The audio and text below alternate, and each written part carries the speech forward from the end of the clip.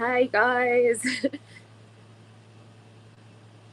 As you can tell by the title of the stream, what we're doing here today, and I'll say it for her.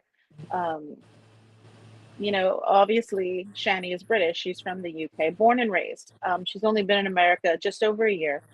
So her entire life, she has known Queen Elizabeth as the Queen since the moment of her conception into today. So every hour of her life up until the Queen's passing, that was her Queen. So she and her family, it's very devastating. As anybody under the monarch is extremely devastated at the news. And we were just talking about, as an American, we may not understand the magnitude of her presence in our nation, but we can respect the magnitude of what she put into her nation for over 70 years. Like, she's been on the throne over 70 years. Some people don't even live that long. And that's how long she put herself into the responsibilities and the driving factor of her nation. So all I can ask is that the moderators in the chat, if anybody comes in being kind of snobbish or has something negative to say, just go ahead and delete the comment and do what moderators need to do. We're going to try to keep this as light as we possibly can in honor of Queen Elizabeth II, and just give a lot of respect to Shani, because as you can see, she's really taking it, very heartfelt, as her family is as well. Thank you, Jen. You're welcome. As I was saying to Jen before we went live, this is the last thing I ever wanted any of you to see me like. I never show emotions apart from happy and positive vibes. But yeah, as Jen did say, this is a very sad day for a lot of people, but especially us Brits. Like, she was more than a queen. She was more than a queen to us. She was everybody's mum. She was everybody's grandmother. She was the most wonderful lady ever. Like, she was more than a queen. She ruled not just a kingdom, a country. She ruled. She was the most amazing person. And she was a bit of a badass during World War II. She really was, and so funny and comical, and there was so much that the nation didn't see from her.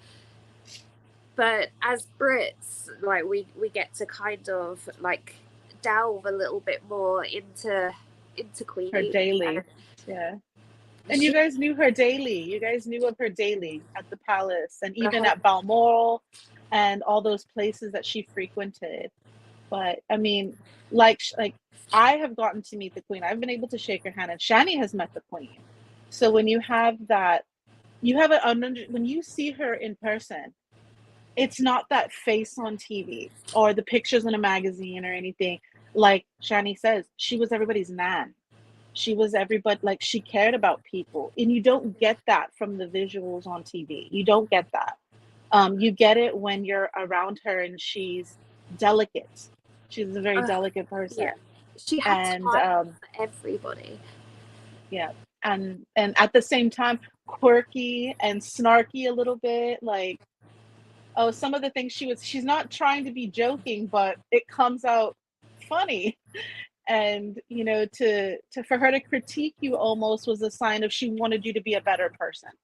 It wasn't that she was judging, it was just what's proper, because you have to remember, she was raised to the epitome of proper. So when she shook my hand, gosh, I was a young teen. I was like all of 13 years old. She was like, your nails, because they weren't, like, for my age, they weren't the right length. And I was like, I'm so sorry. And she's like, it's okay, darling. And it was like, to me, I was like, she understood who I was. But like, she looks you up and down, and everything, but not in a bad way.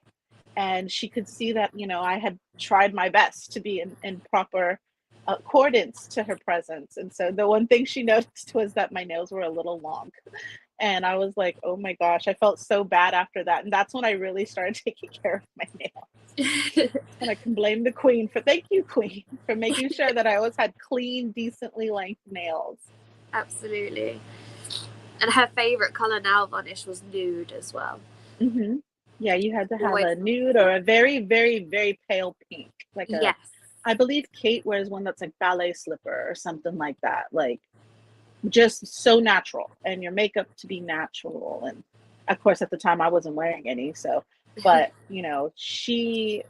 I always was fascinated by her lipsticks, because she could wear a brighter tone lipstick and it just looked natural on her.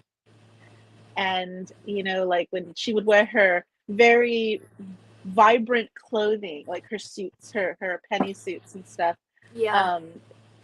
She'd have like chartreuse, some bright green, and it would just, it's, you just look at it as like the queen is just, it's her style. She had her own style. But she had quirky things about her that I always was like a little flabbergasted by, that, like, when she was done eating, everybody was done eating. Right. And she didn't allow garlic in the preparation of food because it would make your breath smell bad. And just little quirky things like that, that a lot of us would be like, oh my gosh, Yeah. like, how dare.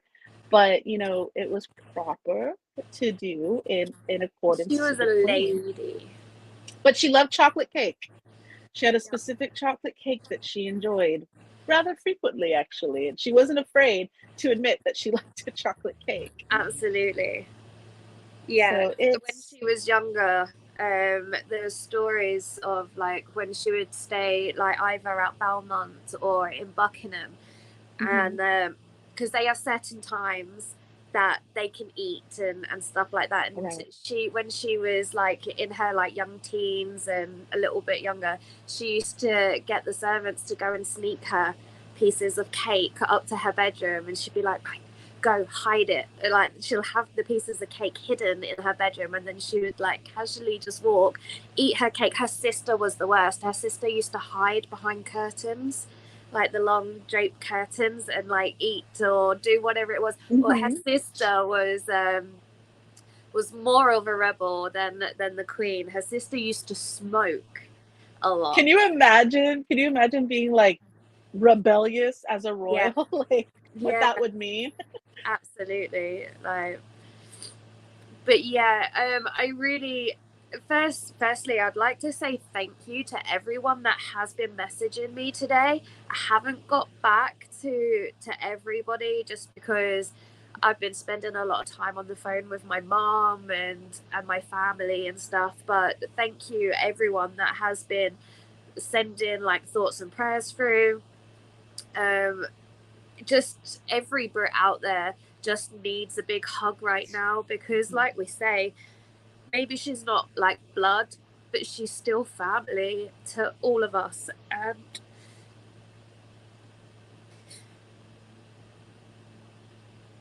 And we can all respect that, because there's somebody in our lives that is not related by blood, but if they were to leave us, it would devastate us. And it might even be somebody you haven't met. Like, I know we romanticize some celebrities, and I'll tell you what, when David Bowie passed, I found out on my birthday. Like, it was the time change because I was in Arizona, so it was like there was a time difference, and it was into my birthday, and I was on Facebook, because remember back in the day, Facebook. I was when everybody was commenting happy birthday, right? And I was in the tub. I loved taking long tub baths, and my husband at the time had made me this little fancy bath and everything, and left me to like relax and everything. And then I opened Facebook, and the first thing I saw was David Bowie had passed.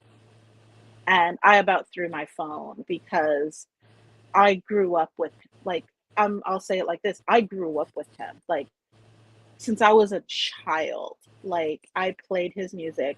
Um, I remember seeing Labyrinth when it first came out and falling in love with that movie, because hello, he was amazing in it. And um understanding who he was as a person and what he put forward into our world of it, dare to be different, dare to be who you are. And he was that person up until his passing, telling you it's okay to be whatever you want to be, and don't worry about it, everybody will catch up. And the Queen had that same, I think that's a British personality of, I'm going to do me and you're going to catch up, or you're not and you're going to be behind. Yeah. And she was very much like that of, don't worry, this is the way it is, and you can fall in line or you can go. Yeah. And that's how I feel about her, and people that we love so much that we may have never met, but they're an integral part of our being. They write the soundtrack of our life. And for Shani, God Save the Queen would be playing on her soundtrack. And there's a reason for that, because she shared that space and that part with this woman that a lot of us never got the chance to grace ourselves in her presence, but those who did really truly felt her. And you didn't even have to be in her presence to truly feel her, because of all she did. And you see it in her family. And I know there's some controversy, and we won't even touch into that. But you see, like, in the love she had for her grandchildren and her great grandchildren. And I mean, they loved her, like, really, really loved her. Really And you love could her. see that, like, William's oldest son really, really loved her and was very, very close to her. So my heart goes out to all the grandchildren and the great grandchildren, Absolutely. because it is to explain to them, to explain to any child, me working in the funeral industry, to explain to a child what, a passing means, that you're going to have to wait to see them again, and that they're going to heaven, or whatever your faith lies with you. It's a child doesn't always grasp that concept. Yeah. It's very difficult, and it's scary, and mostly it's confusing. So even though, like, Georgie is, what is he, about 9 years old now? Georgie, He's getting up there. 8, 7. Something like that. He's Yeah. getting up there. So he's at an age of comprehension, but not at the age of understanding the capacity of the loss that Right. or what it's going to mean going forward. Yeah. Christmas is coming, and those very, very sentimental holidays are coming. And so for, the children, it's going to be, all of them, it's going to be very difficult. But as a nation, I can tell you that everybody is just weeping for that loss, because she was so substantial. You know, whether you loved her or not, you have to admit she was substantial in many, many ways. Yeah. Absolutely. Oh, yeah. As Debbie says, politicians today could learn a lot from the Queen's quiet dignity. When she spoke, it meant something. Absolutely. And that is a amazing way to put it, Debbie. Yeah. Yes, when she finally spoke, because she didn't have a lot of words, out of her mouth. They were always up here. But when she did speak, it was with dignity and integrity, Yeah. but she carried every heart of every British citizen in her decision. Yeah. So it was never just about her. Imagine living that life where you don't get to make a decision for you. You have to make a decision for the masses, and Yeah. even beyond the masses, the representation of her nation and and those under the monarch, even furthering abroad, because she was very coy about the way she presented the nation to the rest of the world. So imagine having that on your shoulders for over 70 years. 75. Yeah. Yep. That's, like I said, Yeah. some people don't even live that long, and much less be in control, seated at a throne for that long. That's remarkable. That's something to be respected Yeah. beyond measure. Absolutely. I tell you one thing I am gonna miss is her speeches every Christmas Yes. Day. Um, Yes. from oh my goodness, it's been a tradition, I'm sure, worldwide British tradition, but especially in my own family, from when my mum was born to her brothers to us, every year without fail, not one person in my family has ever missed the Queen's speech. To this Hmm. day, we've never missed the Queen's speech. And And it the was just mass. always something that we would all get together. When my cousins and my aunts and uncles lived close by, we would all get together and watch it together as a family. And it was funny because my mum, well, she is one of a kind, let me tell you. If you think I'm unexplainable as a person, wait till you meet my mum.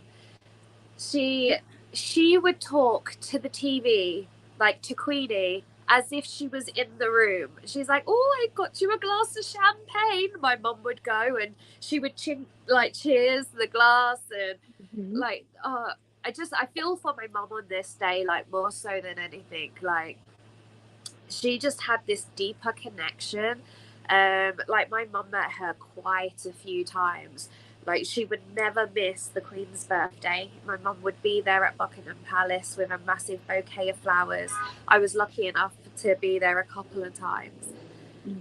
But for my mum, oh wow, just anything, any celebration that was happening that was coming from Buckingham Palace, my mum would be there to celebrate, and Oh she would wow. always make sure she could go up and see the Queen. And the Queen would never turn down anyone. Like if you had your hand out, or if you had a teddy or a rose, she, even if she's down there and she's already passed you, if she's seen that you have something, she'll come back again. And she'll be like, "Thank you very much," and she'll take it, Mhm. and she'll talk to you as well, not just a thank you, hello, goodbye. She'll stand and hello, what's your name? And she Mhm. really wants to know each and every single person. She loved her nation. She loved her She people. really did. It wasn't just a job for her. Like, And the nation was her family.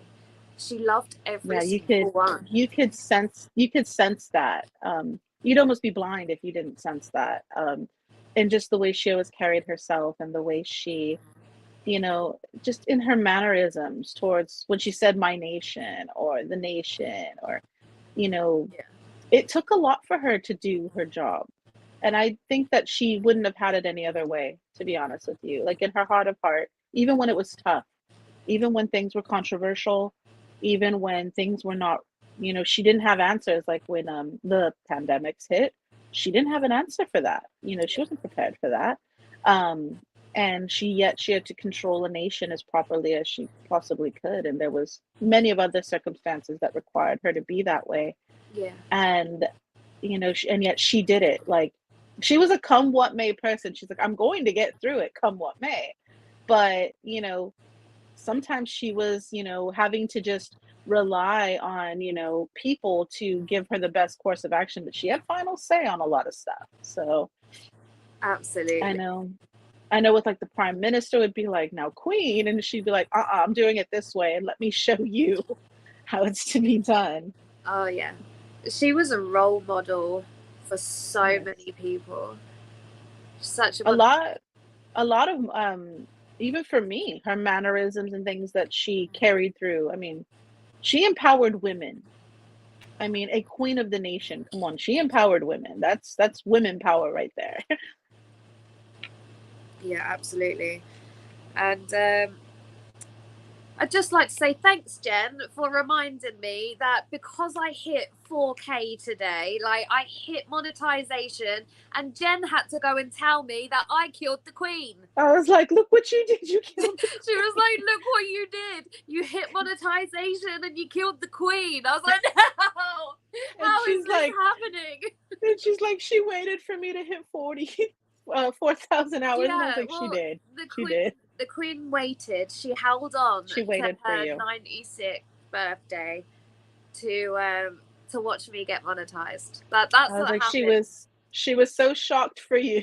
You put her in the ground, It Jenny. was the scary thing was, it was the same time that I found out. My hours literally just rolled over.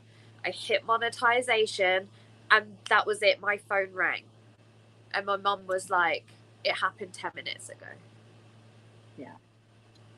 I was like, "Wow, Oh, because I wow, saw when I looked it up, because how I was just telling her, I was like, she's always the subject of a hoax. The queen passed, and then you find out no, she didn't. But this time I believed it because of Philip being gone. And you knew that she was going to go downhill from there Yes, because, we all knew it was going to happen soon. We all knew it. well, she had been with him, gosh, Oh longer my than God. most, Like before even, she was coronated, they were together. yeah. And the bonds they must have had through the things they saw and experienced together, and to be without that partnership, um, to be alone. I mean, she had to have felt alone, in that regard, your partner. And I'm sure they bickered because Brits bicker, Yeah. and I'm sure they had their moments, but regardless of what, they stuck through. And they are a partnership that anybody can definitely look at and say, they went through the thick and thin and the better and the worst, and they stayed. Um, and that's noble in any regard. And she was a calming force in people's lives. She also set an amazing example to women, especially during the exactly we just mentioned that how she had that like she drove in the war. Like she drove And vehicles she in the was told war. all the time she was not allowed to drive because she was the queen. And she was just like, hell Nope. no. If I want to drive, I'm going to drive. But And there she was, did. I can't remember where it was. I think it was like a certain country. And I believe it was because of her royal, like, stature. It was Hmm. like a no. She would get into big trouble if she drove. And she had that personality where she was like, right, no one's looking, and she got in the car like a She speedway would wear driver. costumes. She would wear Yes, she costumes would wear costumes so just that you so couldn't she could recognize like her. go and drive. It She was had pretty. wigs and hats, and there was one time that I believe she even tried to look male, so that they wouldn't assume she was a female in there, and she would drive the communes and everything, and I was like, that's some, like, straight up Mulan stuff, like, from the cartoon where she Yes. was like, "I'm gonna do what it takes to serve and do what I feel is right," Yeah. and even if it went against laws and every she's like, I'm the bloody queen. Yeah. I'm going to do this. And, either, like I said, keep up and follow or don't. And Yeah. then, clearly she was right for it. She did her duties and she did them well. Oh my gosh, And so well. she like I said, there's a big part of all women's strength that can be attributed to her. Reminding you that you are not just a gender. You know, you are not just a title. You are not, because she was the queen. She had the ultimate title, right? Yeah. But that wasn't just her. She was grandmom.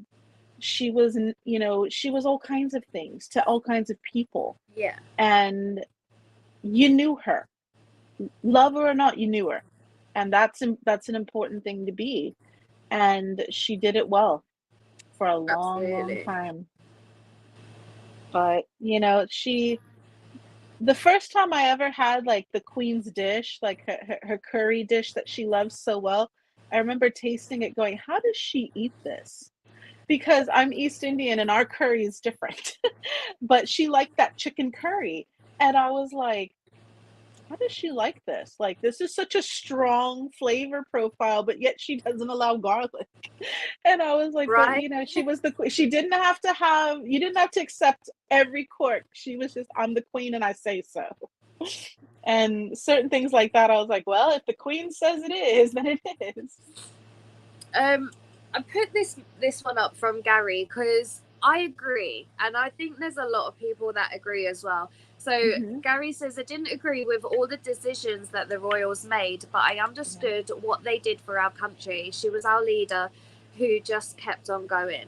And Yep. that is very true, Gary. There's a lot of things we all sat back and went, Yep. I don't agree with that. But as like for the queen, she always, I bet there was things that she didn't agree on and she had to pass. Yep. Like she had to, you know she had to do things that she didn't want to do. Well, that But goes with that whole making decisions for the mass yes, versus yourself. exactly. Even if like one person or a handful of people doesn't agree, like Jen just said, she had to make those decisions that would be best for the nation. for the world, you know. But her royal duties, I, I could never do it. Like, there was just so many hard decisions, like so many responsibilities, just so much that goes with that. And I tell you what, for someone who sat on that throne for 75 years till the day she passed, she ruled with her head held high. She was the most strongest, loving, caring, generous person I've ever known of. No, no, I've met her. I know her. I was Mm-hmm. born to know the Queen. I Mm-hmm. Well, love you're a her. representation of her. You were born during her ruling. You spent, the better part of almost 40 years, in the light of the queen. And, you are a representation, like, you bring her over to America with you. So it's, she is a part of you. So it's totally understandable the connection you have and the feelings that you have today and everything. Like I cannot imagine myself how it would feel to be right now, or your mother, and go through this amount of devastation at the loss of her. I mean, I know that I was devastated hearing that she passed, but it pales in comparison to like your mom or you, where she was an integral part of your being. Absolutely. Oh, Florna, yes, she's Brit too. Mm-hmm. How are you doing? So, any Brits that's in the chat as well, I hope just everyone that cared and loved for the Queen, I hope everyone is doing okay. I'm just a naturally emotional person. It doesn't take much, to be honest. Like, this was very, very heartbreaking. And I think for me as well is like, I still have both my grandparents, and they aren't much younger than the Queen. Um, so I think that's what hit me as well. So yeah, they're good. They're well. They're Mm-hmm. happy. I swear that, they're going to be around into the 200 years old. Like, they are fighters. I tell you, my grandparents, my mum's parents. You guys But got yeah, I that think British that's what strength. kind of really hit me. Like, my nan and the Queen look very similar. Like, it's unbelievable. Um, so yeah, I think that's what kind of shook me a lot today as well. Um, Especially with now being in the States, and not being back home in Britain. Yeah. Um, And I was just saying that to a friend of mine. I was like, this would probably be a time where my best friend wishes she was home, because you almost feel that need to be with your nation in such a substantial time. But of course, we're glad you're here. But I understand the draw that you must feel to where you should be, or where you feel that you should be in a time like this. yeah, I completely understand that. yeah.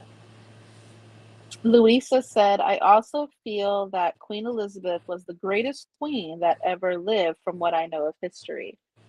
Um, Yes. in my opinion, I agree with you, but it's mostly because I don't know any other queen. I Oh, can see, read we about them. Brits, we learn about that all the Hmm. queens in school, and she is definitely the one that you want to hold on to for sure. I Yeah. mean, unless you want your head chopped off, or your blood See, drained from your body or something. that's what I know. That's what I know of the previous queens, is the off with their heads. And I mean, obviously I knew about the queen mom and things like that, but as far as anything else, it's like I don't know enough about them because I didn't get to meet them. But I also knew that they had a very strong way of handling things, Yeah, well, and Bloody Mary wasn't called Bloody Mary for nothing. for no reason. She Yeah. was a barbarian. Like, Hmm. they say that she was worse than a lot of the kings in the past. Like, I if you heard that. I upset heard her, that.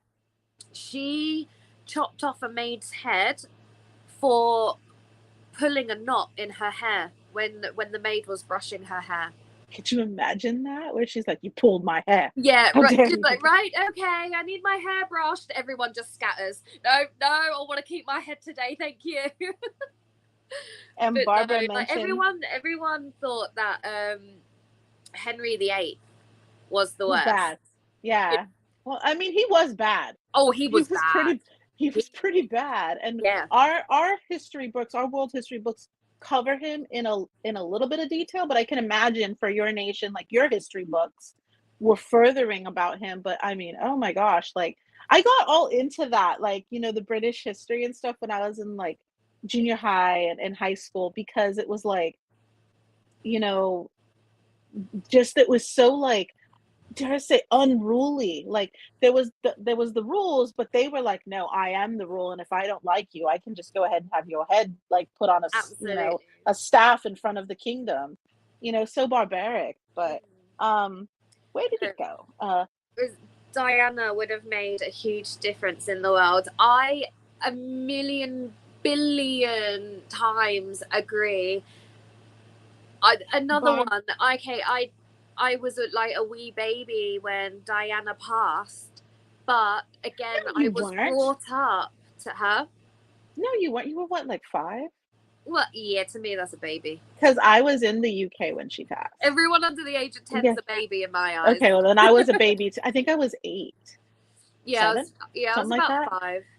And But so I remember when she passed, and I was like, what happened? Like, I was so young. I was like, what do you mean? Like, what happened? And, yeah, to see everything that happened after that, like, whoa, it was absolutely. I didn't understand like what happened, and obviously being so young, I didn't understand what death the magnitude. was. Yeah. What I remember from that news report was the flowers. Yes. I have never seen so many flowers, and I can guarantee you, wait till tomorrow, It's be you it'll will be see the worse. same. Yeah, but bigger. They're doing it now in front of the palace. Like, Oh yeah. there's, if you were filming right now in front of the palace, there'd be a lot of, Oh yeah, absolutely. we're gonna have your mom video some stuff and we'll put it on your channel. I Like, trust me. I bet she's in the car right now. Oh, it's nighttime now, but yeah, she'll be there tomorrow for sure. because I remember, I'll get her to wear like a vibrant color and get her to wave oh, up at the helicopters, so you all know that it's my no, mom. if she can get the pins, the pins that they make for, honoring the royals, that she needs to get you one of those Oh, that would and be send really it to nice. you. She can send me one too. Yeah, just send me two. But no, Send me two. yeah, no, I had the Princess Diana coin from the UK Mint when she passed. I Yeah. I did have that. It's somewhere. I think it's in my safe. But that was like their big thing, was like minting the coins and the pins, like the little metal pins that you would put on your lapels and stuff, and you would Yeah. honor, because the British people are so proper. They don't want to go, some of them go over the top. I ain't gonna lie. There's gonna be someone wearing a British flag sweater tomorrow with the Queen on it all big. But then there's some that are very, minimalist, but they always will represent. And they do that with little like lapel pins, or just very coy ways of dealing with things. And because I remember when Lady Di passed, um, it just, you couldn't walk down the street without somebody being in tears. It was a somberness that just laid over everything. Yeah. And it was insane, like, to just be like, one day everything was fine. It was normal. There was a normal bustle. And then the next day it was eerie how quiet the town got. And I was just like, why is it like this? And even my dad was like, she was a huge person to a lot of people. And I didn't understand. I was still really young. Yeah. But I remember that eerie tone of like, are you allowed to speak? Yeah. Like, literally walking to the market or anything, like, are you allowed to speak? Because it was more than a moment of silence. It was like people couldn't talk because they would just grieve. They would start crying. And um, the nation loves the royals. They really do. And when I say loves them, they literally like like your mom. She sets a place for her at the dinner table almost, and that's how much they love them. They share space and their heart with them. Yeah, absolutely. Us crazy Brits. But yeah, no, I was definitely brought up to know who Diana was and what she did for the nation, and I hope people agree with me when I say that the spirit of Diana is definitely in Princess Kate. Oh yeah. If Oh my gosh, if ever there was a person that was the same person, like Kate, oh, she again is such a beautiful, beautiful, like, is someone leaving? Oh, bye, Brandy. Brandy. Yeah, bye, Brandy.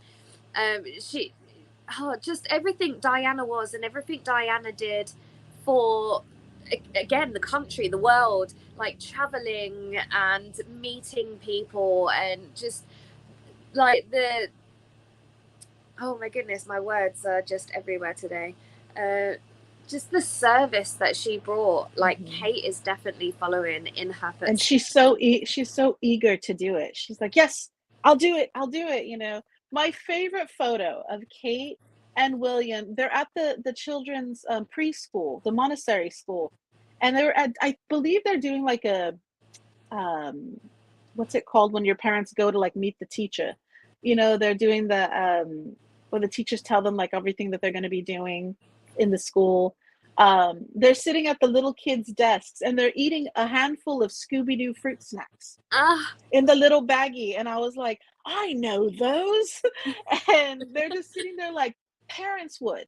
Yeah, granted they're in a suit and she's in a really nice outfit, but they're just sitting there like in these little chairs with this handful of like Scooby-Doo fruit yeah, snacks, just having a ball with the kids. And that reminded me so much of Lady Di.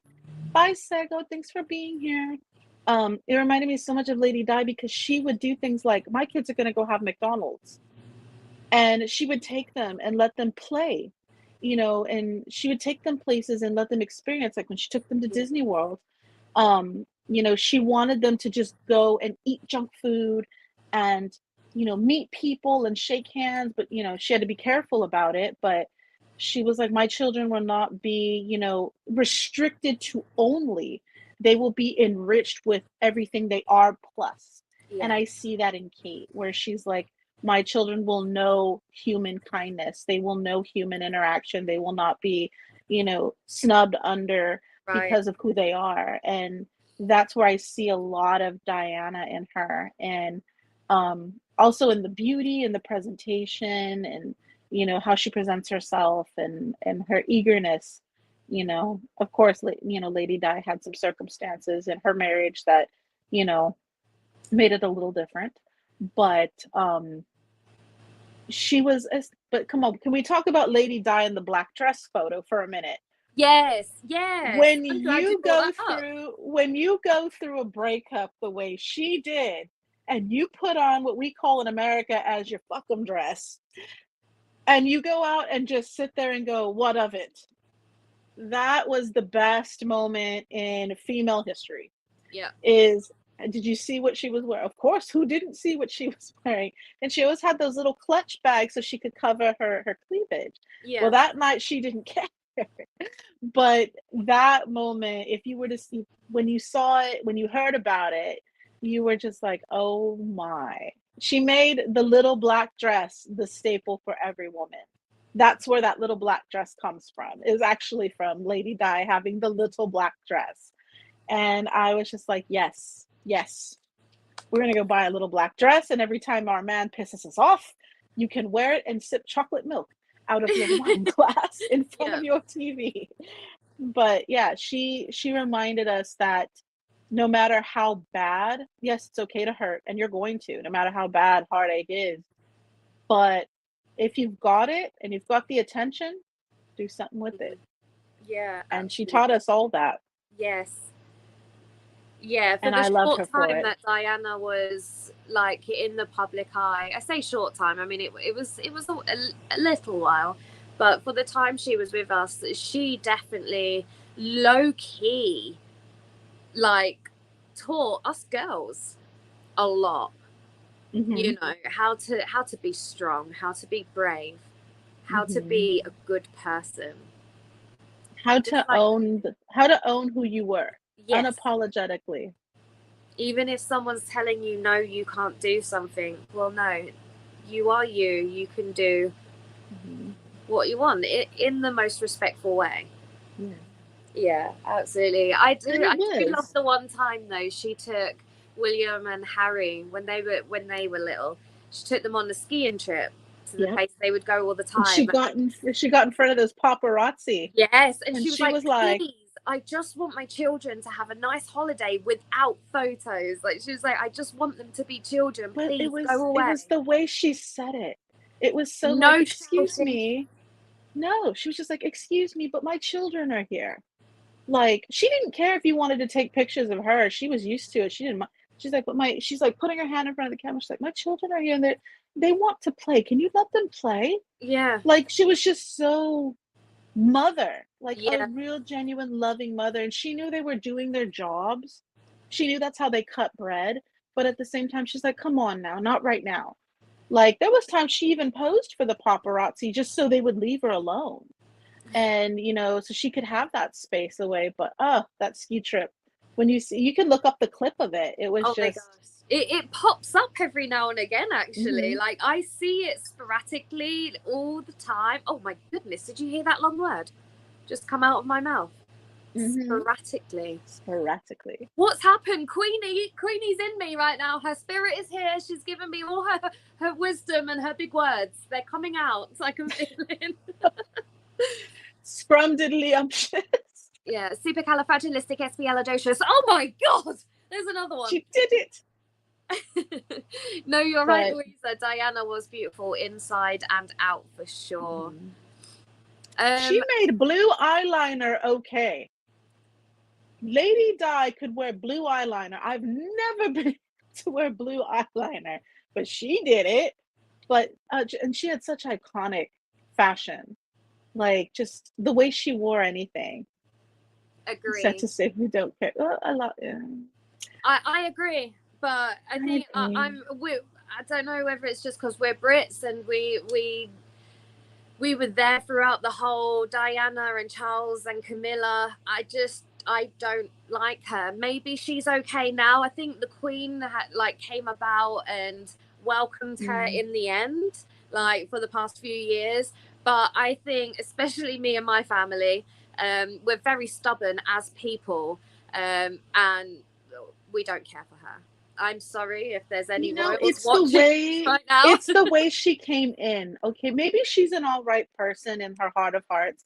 It's the way she came in because she had been what do we call it? Cuddling with good old good old Princey for a while.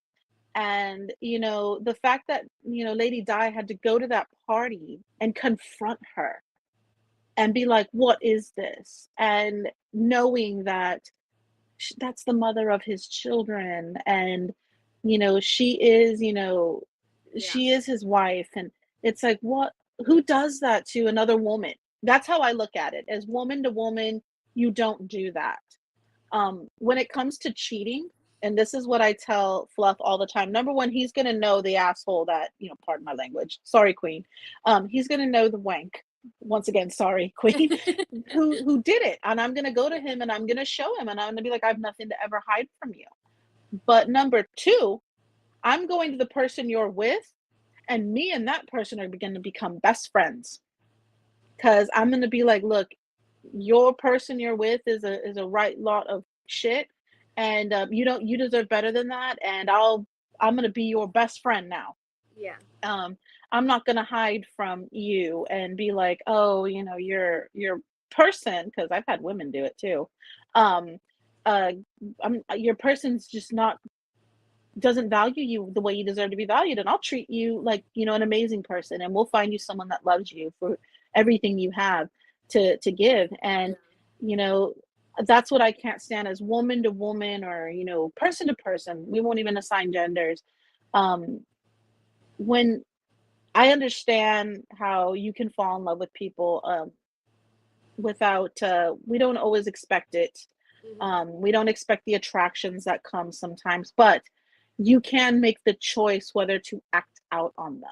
That is a choice. Nobody is telling you just because you like someone, you have to like open up, right? You know, you don't have to do that. That's a choice. And the fact that Camilla decided to act out on her feelings was not very proper, and it didn't suit, in my opinion alone, Yeah. it doesn't suit the royal stature. And that's why I'm like, I don't care for you. Like, I never did, you know, because as a woman, you should have never done that to another woman. Exactly, and that is exactly what it is. Not the fact that he didn't want to be with Diana and he wanted to be with Camilla. It was the way they went about it, and Hmm. even more so, like our hearts are so connected to the boys, William and Harry. It's like, how Hmm. could you do that to your children? Like, if you two want to be together, then do it the right way, because Yeah. you as a monarchy are trying to set an example for the rest of us. So if you're off doing the dirty and that way, then what do you expect? Right, I just need to address something right here. Wait, where's it gone? I know, I'm looking at the chat too. And I'm like, oh boy.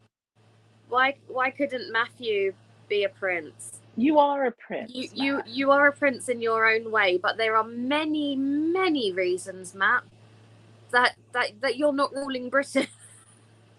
Wait, oh gosh, We don't have to, you could be the if that worst. was the case, Shani would be running around with a pack, a 50-pound pack on her. Every British would be running around with 50-pound packs on their back, and they would know how to kill a bear. They would know how to, you Right? know, they know But how to that's what make a we proper need. noose. We definitely need more survival. That's one thing I do like about the US is that you guys, what majority of you guys kind of get brought up with these survival type things. You like camping and exploring and stuff like that. Like camping and survival, from what we hear in Britain, is such a big thing in the States, like more so than what it is in Britain. We have a lot But more fear culture here. yeah, We have a lot more fear culture here, where it's like, you can't do that, it's going to bite you. You can't do that, it's going to, you know, like, you can't breathe the air because it's going to kill you, you know, that type of thing. Don't eat fish because it's got too much mercury. As to where in Britain they're like, haha, guess what I I'm love gonna do. it. And yeah, and so over here we have a lot more fear culture that's propagated. Instead of fixing the problem, we assign it emotion. And that's what we tend to do here, because emotion motivates people to do what we want them to do.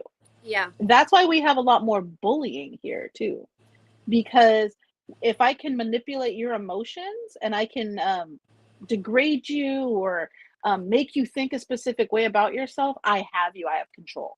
Mm. And we love that here, because guess what? In the UK, there's only a few people with any real control. So there, everybody else is just like, all right, you think you're important, but we know who is. Over here, we tend to degrade levels of importance Yeah. to where it fits our narratives. So that's why the survivalist um, ideals and approaches fit so well here. Granted, yes, we do have more areas that survival comes into play, like recreational parks like Yosemite and stuff like that, where it's smart to know not to go pet the lions, okay, Yeah. and things like that. You know, it's smart to know not to mess with certain wildlife. But you know, because we have that more of that free minds of like, I'm gonna go test the boundaries, and as to where people, you know, in other countries are like, I know better. I know I'm not going to do that. I know better. And here we're like, free will is a freedom here is a huge thing. So we tend to have to be a little bit more survivally. But yeah, but Brits have bushcraft. That's true. We have witchcraft as well. Don't forget that. She That runs Tony, in our she is monetized now. She did complete her hours, and I did. she's I've good. completed my hours. I just have to wait for that magical email to come Mhm. through. So today, guys, was going to be we were talking about this last night on a phone call. We was gonna do like a celebration, multi-celebration type thing, and just have a really good day. And then We have sadly, something we else. got the news today, and Jen's words, it was my fault what happened to the Queen because I Like, got look what monetized. you did when you got She did. monetized. I'm using my phone, so I can't show you the message. She was like, "Sis, look what you did." I was You like, killed the Queen. And it was because I knew she was upset. I knew, like, yes, and I and was it like, made me laugh because I and was I was, in such a state, and like Jen, obviously, it wasn't the first thing that she said to me. Like no. she consoled me, and like she was making sure that I was okay. And I was And like, are then you all it right? was like 2 minutes later, it's like, look what you did. It's like, you hit your 4,000 hours and the Queen peeled over on us. Yes. I was like, look what you, but and she's like, she made sure that I got my 4,000. I was like, she did. The Queen was like, I'm not going until she hits that number. And sure enough, but Sure enough, it it was literally the same time, and I she just will never forget. She will never forget the day she hit her 4,000 hours. I'll tell you what. guys, I literally hit monetization as the news broke on the TV about the Queen. Yeah. And the news broke, I think it was within 30 minutes of her actually passing, because they do it pretty quickly. They let people know. Yeah. Well, it started off with they were sending a medical to Balmoral. And then not I in my opinion, I think she had already passed, and that's just the way they needed to present it, because they needed to like make the determination, the medical determination. So I think that she probably had already passed, and that's just, they have to kind of ease it into the nation. They have to do it their way, because the procedures that they will have in place and stuff to keep the nation, as okay as they can, because they love their queen. The UK loves their queen, and I mean, it's not even just the UK. Many nations love her. Yes. Let's just be real there. There's a lot of nations that love her. I mean, I know that Canada is probably like very upset too, because as we know, the Queen ruled Canada too. Oh, she was getting her countries in, wasn't she? There's actually I don't think she wanted us back though. Even though I would have been like, please. Do I want the US? No, you're okay. No, she had us for a while, and then she was like, oh, you wanted to be little asses and run off and do, now you enjoy, because there was a point where I was like, Queen, take us back, please. Please take us back. And she was like, no. And then that would have been her response. Right. No. Thank you, everyone that's congratulating me. I am reading all of your messages as they go by. Well, apparently Matt sleeps with coyotes as well. I mean, yes, you are the number one survival man out there, I'm telling you. And even though we're being lighthearted a little bit about the Queen, because, there was a lightheartedness about her, it's not to say that we don't respect her in the utmost. I've done a lot of crying.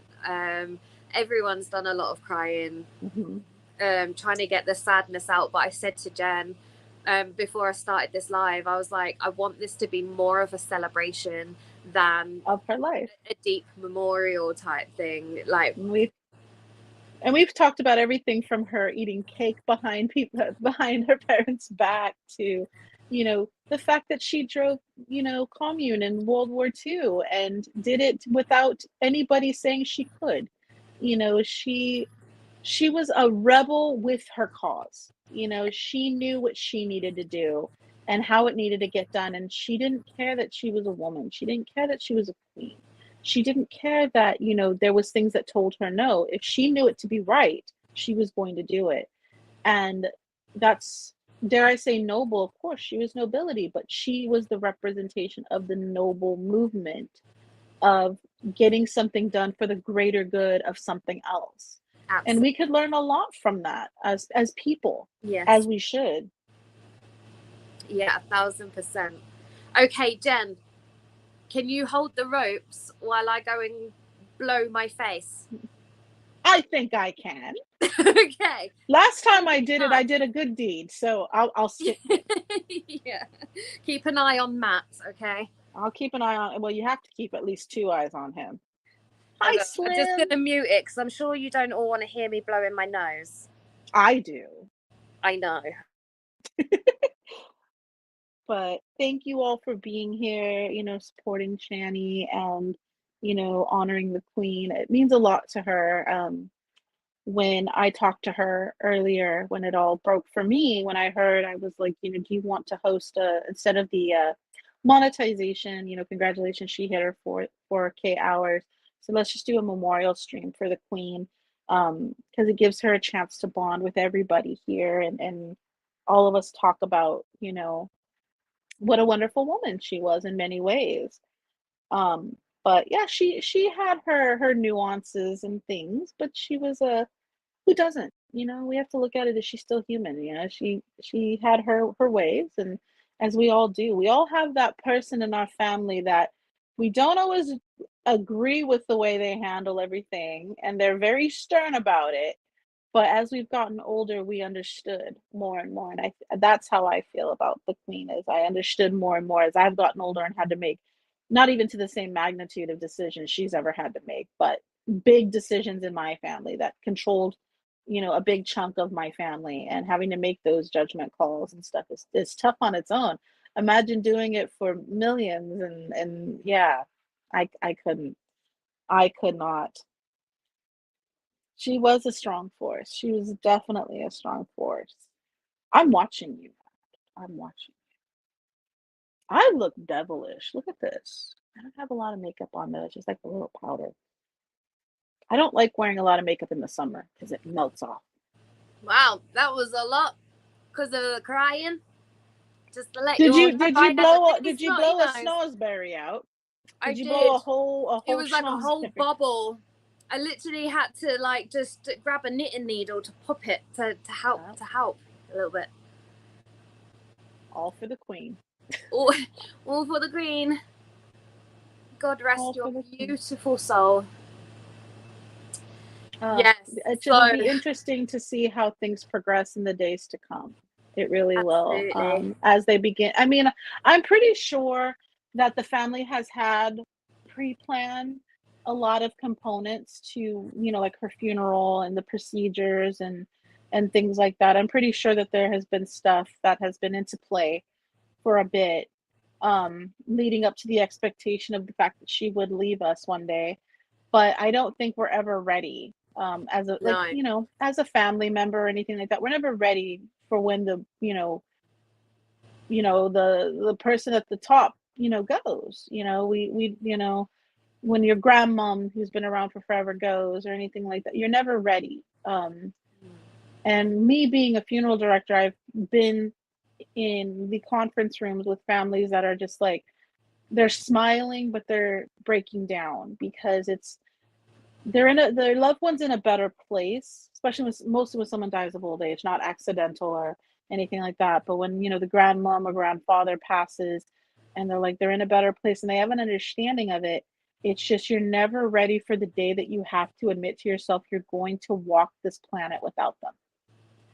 And because we paint it in our minds, we predict the next holiday, like next year at Christmas we're going to do this, and now you have to go forward with those plans in absence of, and sometimes we don't even go forward with those plans because it's so difficult. And that's what I see is like, this family, they would celebrate Christmas at Balmoral, and and all these places that they had holiday and stuff like that will no longer feel as they once felt. It'll be missing something so immense in their life that they won't you're almost lost. And I think all of them right now probably are feeling that of like, obviously Charles has got a lot more on his plate now, but Yeah. um I even assume as such in the days to come and stuff that he is going to be feeling a little bit lost in the sense of like now it's go time. Now I have to do this, and you don't you can play out that scene 1,000 times. This isn't theater though. It doesn't mean that you're going to be ultimately prepared, and that's how I see a lot of families. They understand the passing, but um it's still as heartbreaking as it would have been any other time. Yeah. if it was by accident or other. So Yeah, absolutely. she did get to meet her. I did, Slim. I did We've get to both meet met her her. a handful of times. Jen's met her as well.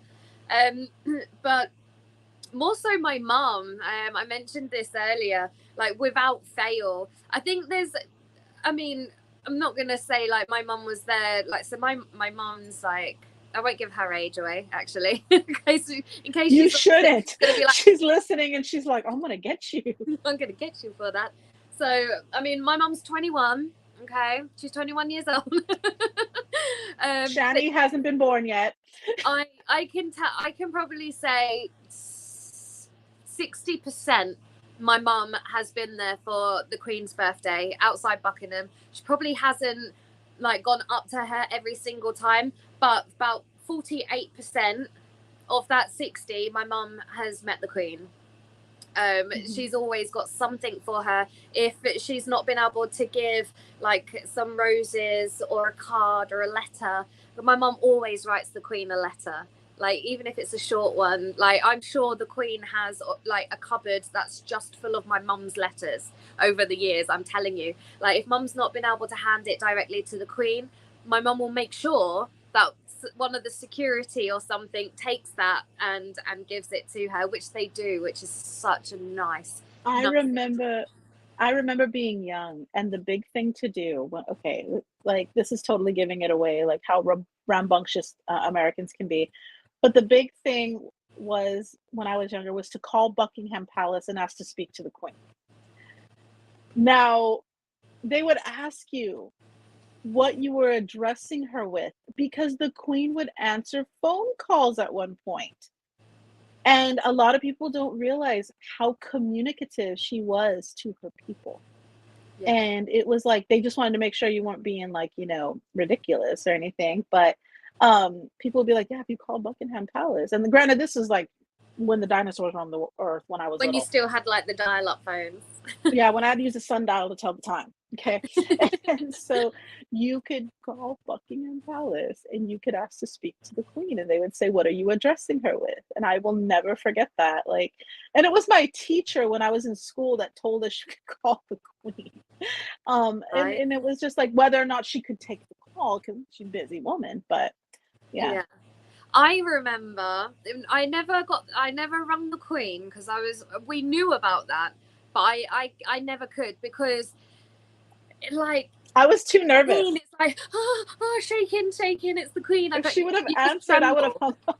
I would have Exactly. hung up. I would have not Put know down what the to phone. say. But I remember, like, before we had like mobile phones and stuff, like back in the dinosaur era. Jeez, my words. When We Shani rode her woolly mammoth down the street. exactly. I tell you what, they're brilliant in the winter time, you know. But you could ring up to set the time. You ring Yep. Big Ben. Like Hmm. you dial a certain number and then you hear Big Ben's chimes and then it would tell you the correct time of the day, and then you could set your watches and stuff like that. I remember doing that all the time. My mum's like, just look at the wall and you can see what the time is. No, I need to speak to Big Ben. I need to call Ben, see what I time it need to is. speak to Big Ben, please. Big Ben in Parliament. Let's call Parliament and tell them that we're mad. The quick change of the subject. What are you doing, Matt? I Matt bleed says in. Matt, will you go to the hospital? he's Like, just like my father. If my dad gets a gouge where you can see the bone, he's like, right, where's the super glue? You're like, no, go to the hospital. He's like, no, where's the super glue? I'm gonna I'll get a just do it myself. tourniquet. It'll stop bleeding in a minute. My ex-husband cut his hand with a chainsaw one time and refused to go to the hospital. Like, men. Now, if it was Fluff would have passed out because he cannot stand pain and he cannot stand his own blood. Yeah. But he would have passed out, and I would have had to be like, hello, can somebody come get this fool? He has cut himself and he is dying because he will not go to the hospital Right. because he would have passed out. Yep, see, Fluff, I'd be dead. Yep. You gotta go to the hospital so they can clean your wound out so you don't get sick from whatever was on that chainsaw Right. chain. He says he's got one more tree to drop or something. You don't need to do it right now, okay? You can do it tomorrow. The You rains need aren't your leg. coming yet. Super glue Wow. and stitches. But see, that's how Matt, he got stung by a scorpion one night on our live stream. When we do the survival in tea, he got stung by, he's just sitting there and he's like, ah, damn it. And then I was like, you all right? And he's like, freaking scorpion got me. And I'm like, you good? Like, and we were just sitting there on the phone, and I keep listening for him to be like, if he's going to be making sense or anything like Right. that. And I was like, he's fine. Must not have Absolutely. been too much of a stinger. So Slim says at one time the Queen would call people to find out what they would want to see or changes in England. Now I can't remember this, but I do remember my nan talking about this. Not necessarily my mum. I mean, my mum's all for the Queen, but I remember my nan talking about this because I'm sure my nan had this conversation with the Queen when she was a lot younger. Like when the Queen was a lot younger. Like, can you imagine that? Just be like, ring, ring, hello. Hi, it's Yes. the What Queen. would you like? What would you like to see different in your nation? Well, I who would is like this? to see you sit on the throne for 75 years, please. Okay, Like, done. who is this? Who's ringing me? Well, The it's Queen, you're not Elizabeth. the Queen. It's Elizabeth. Well, which Elizabeth? Elizabeth That would have been II. me. Oh, that Oh, one. the Queen. How are you, darling? Would you like to come round for some tea and crumpets? I mean, she probably would, Oh, she But loved her scones. that's what I learned what a scone was I was like, what's a scone? And then I found out that blueberry scones were delicious. Oh my goodness. And I love me some blueberry scones. That is, oh my gosh, they're like one of my, but like as long as, see, I'm picky because I've had a British scone, which they're not super dry like they are here. Like if you go to the market and you get scones here, they're really dry, like crumbly dry, like I don't know how to describe it, but in the UK, when you get one, they're really good. Like, They're like, I'm gonna use the word, but they're very moist, like soft and they're condensate. I don't know how else you can say it, but like, yeah, they've got a degree of wetness to them, or and all whatever. But those yeah, that are laughing like this, you have dirty minds. We're talking you're about filthy. baking. We're talking about pastries here, but no, they're really good. And They yeah, look like your biscuits, but ours are a little bit thicker, and yeah, it's just a different. and they're tasty. They're like so good. Because I've had scones here. I've had a couple that were good to that level. But I've also had some that were like you have to dip them in tea or coffee. And that's not how you're supposed to eat them. Like you're supposed to No, enjoy them. Don't dip stuff in your tea or coffee in the UK. You will be stared at like you just blew up the unless palace. it's biscuits, Like as in yeah, cookie biscuits. as in cause yeah, but don't try dipping like your puddings or cakes or anything like that because you'll get looked at weird. But there is one weird thing. I don't know if this is a British thing, or whether this was just me and my mum thing. But we would butter toast, cut it in half, and then dip it in coffee and We eat do it. that. Oh, okay. So it's not just us being Most weird. people, well, if you tell people that now, that's an older generation thing, in my opinion. Because I know Fluff's grandma, she dips bread in her coffee. And my grandmother, she would butter bread, and sometimes she'd put a little cinnamon sugar, and she would dip that in her coffee. Ooh. And so, but she would tell me like, oh no, dip your bread in your coffee, and I'd be like, what? Like why would you do that? And she's like, no, it's good. And now we do things like we dip donuts and pastries, and some people will do that. But yeah, it was you would just dip your bread in your coffee and stuff. Biscotti? What's biscotti? Yeah, that's Italian. Oh, That's why it's a long baked like a baked it's very crunchy, and you almost have to dip it in like espresso or coffee. Otherwise it's like eating a rock almost. But okay. they're mostly like almond flavored, and sometimes they have chocolate on them. You can find them at our grocers over here. Oh, okay. They're good, but like it's not my favorite thing, so I don't really eat them. But yeah, like I mostly like if I dip something in coffee or tea, it's a biscuit, like a cookie. A cookie biscuit. Yes, that's Mm. very traditional for us for sure. The Queen Elizabeth Hotel has the most awesome scones at their high tea here in I heard Montreal. that. Montreal. Yeah, I heard that. I heard that like well, obviously it's the Queen Hotel, but um yes, tea and toast and tea or coffee. Yeah, it's real good. If you've never done it, I suggest it. Like a nice piece of toast, and then you put a little you put the butter. It's good. Yes, Because I know some people are like, oh, butter in your not coffee. thick butter. I have thick No, butter in my sandwiches and stuff, but when you're doing the whole Dunkin' thing, just a thin a slice of thin butter. layer, and then you dump it, and it almost sweetens it.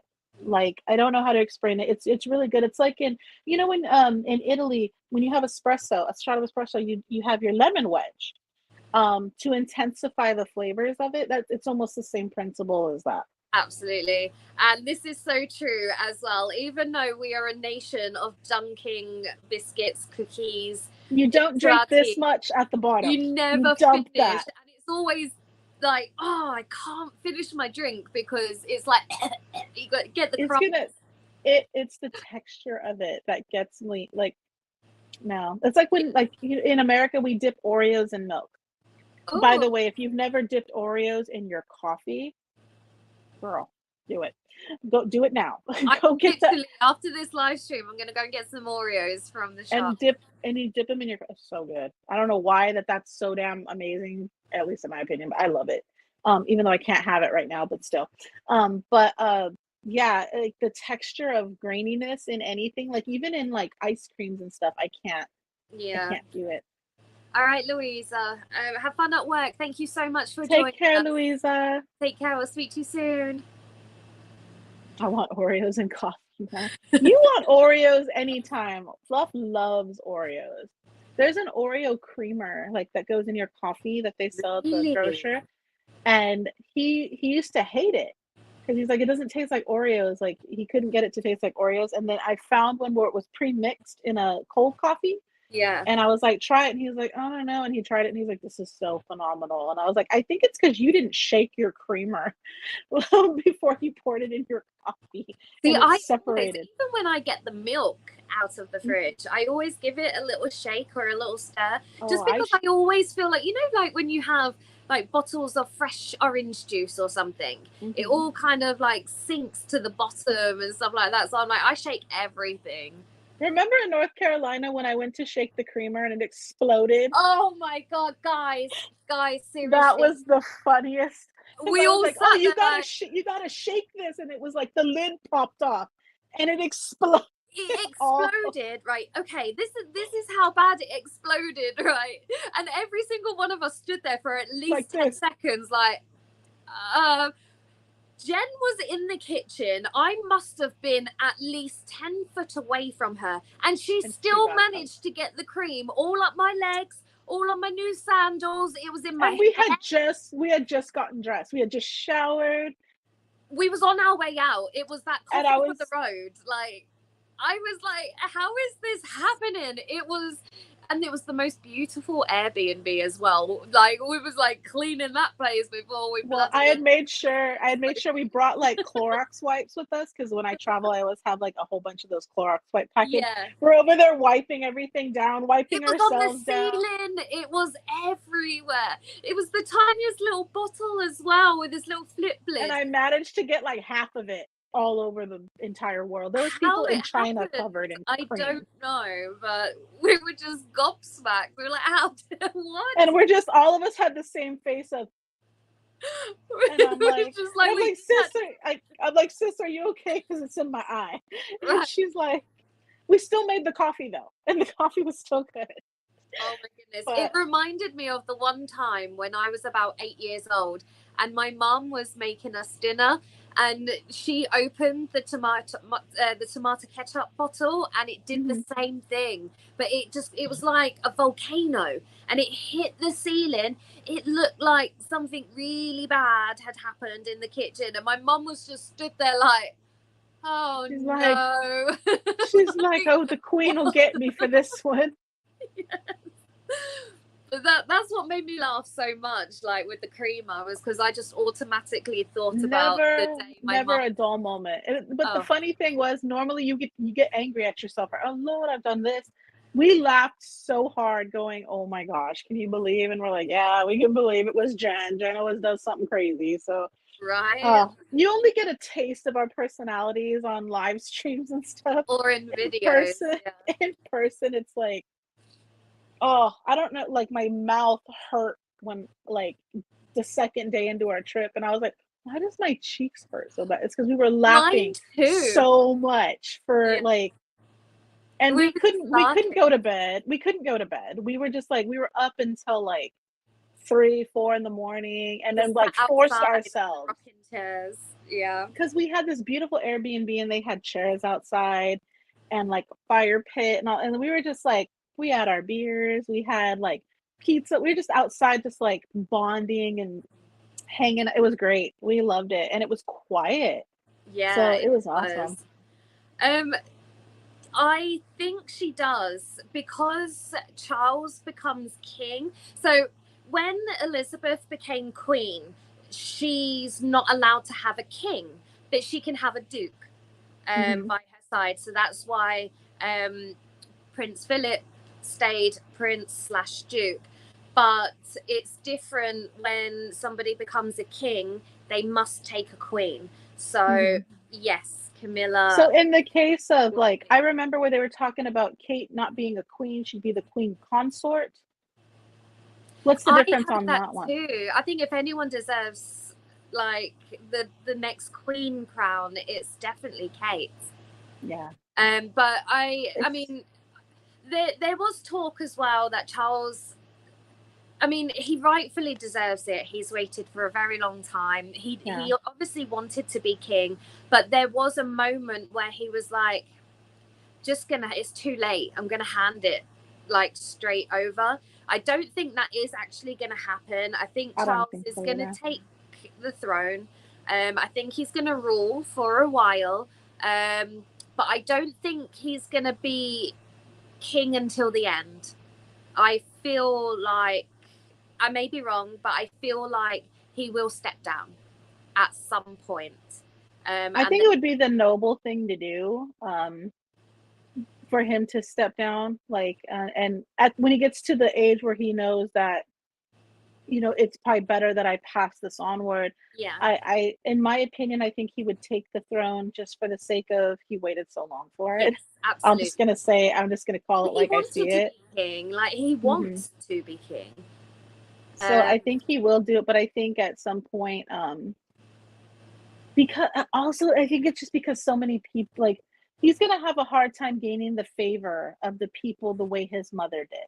yes, Like to that level. And I think the expectation of like having what she had is going to be in him, and he won't receive it as quickly or as in the context that he wants. And I think seeing that he will probably pass onward at the appropriate time for him, to his son. hmm, That's how I see it. I could be totally wrong. yeah. This is a good question. Does the king and queen have to be born family to rule?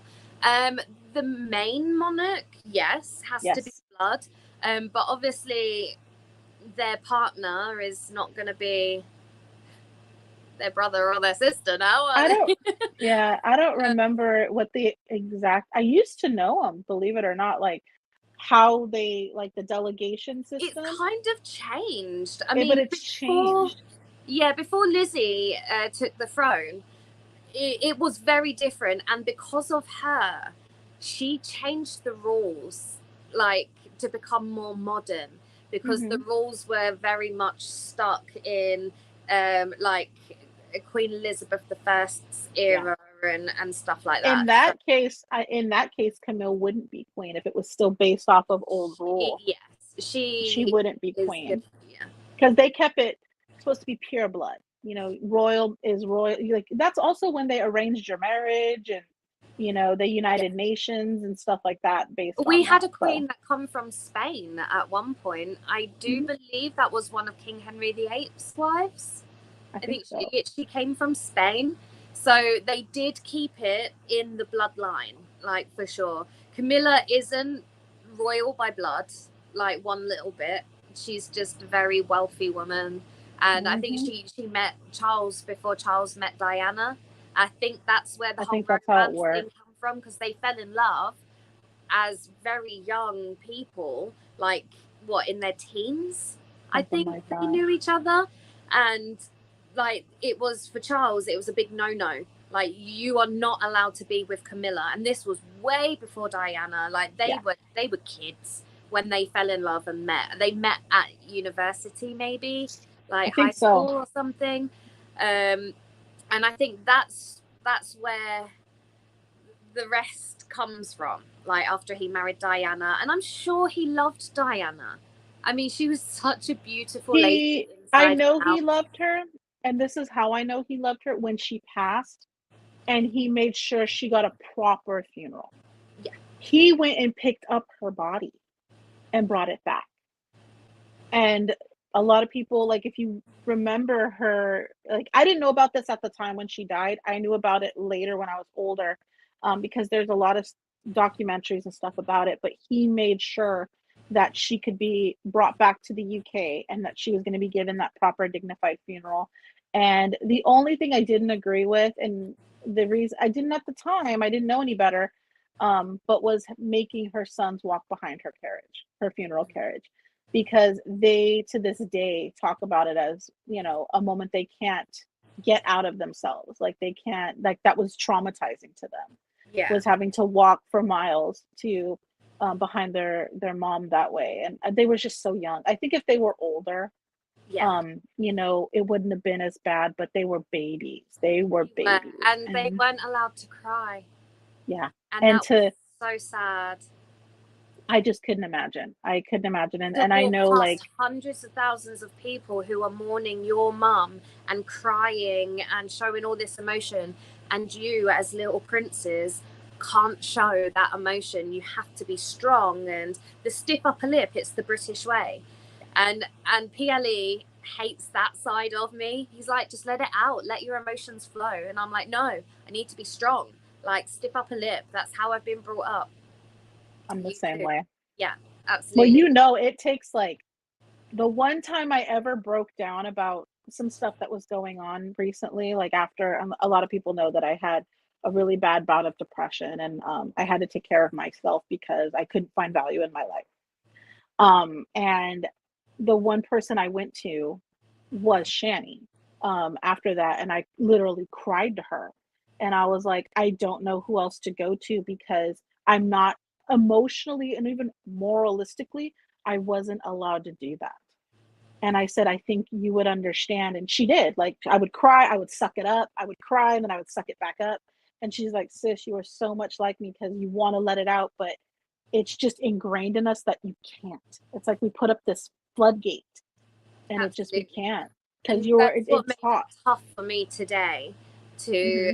to do this live stream in such an emotional state, because I never allow people to see that side of me.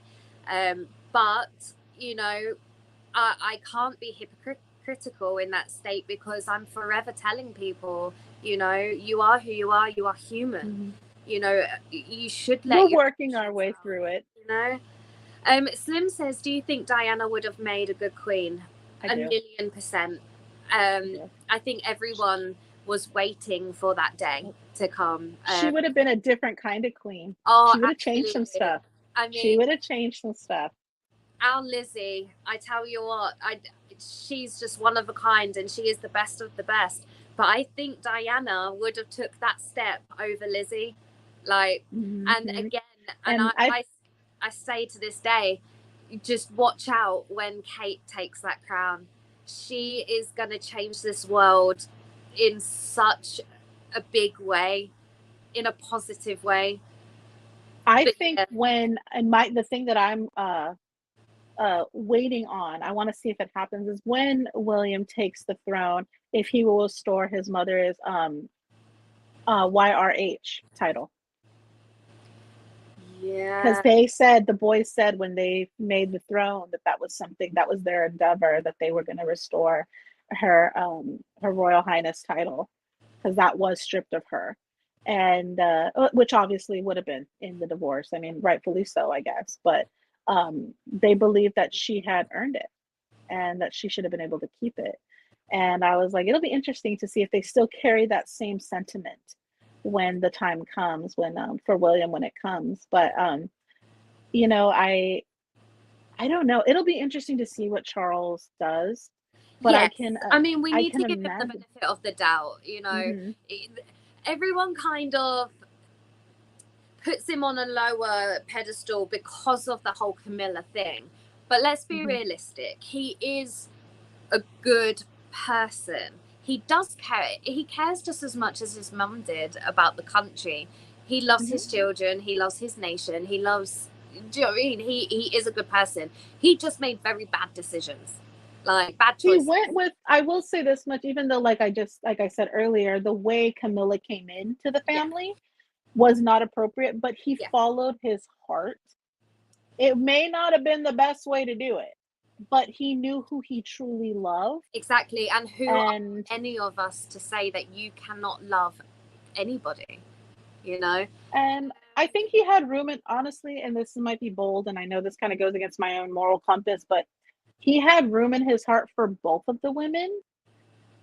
But I do think Camilla was jealous because of how well loved, not because of Diana herself per se, but because of how well loved she was, and her staple, and her demeanor in with the country.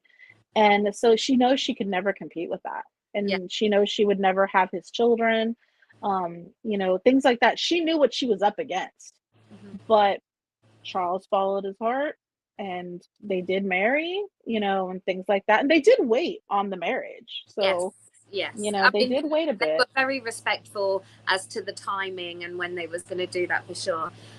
Pizza Demon says it's strange. All of my adult life and my parents' life, there has always been a But a queen. queen. Very odd.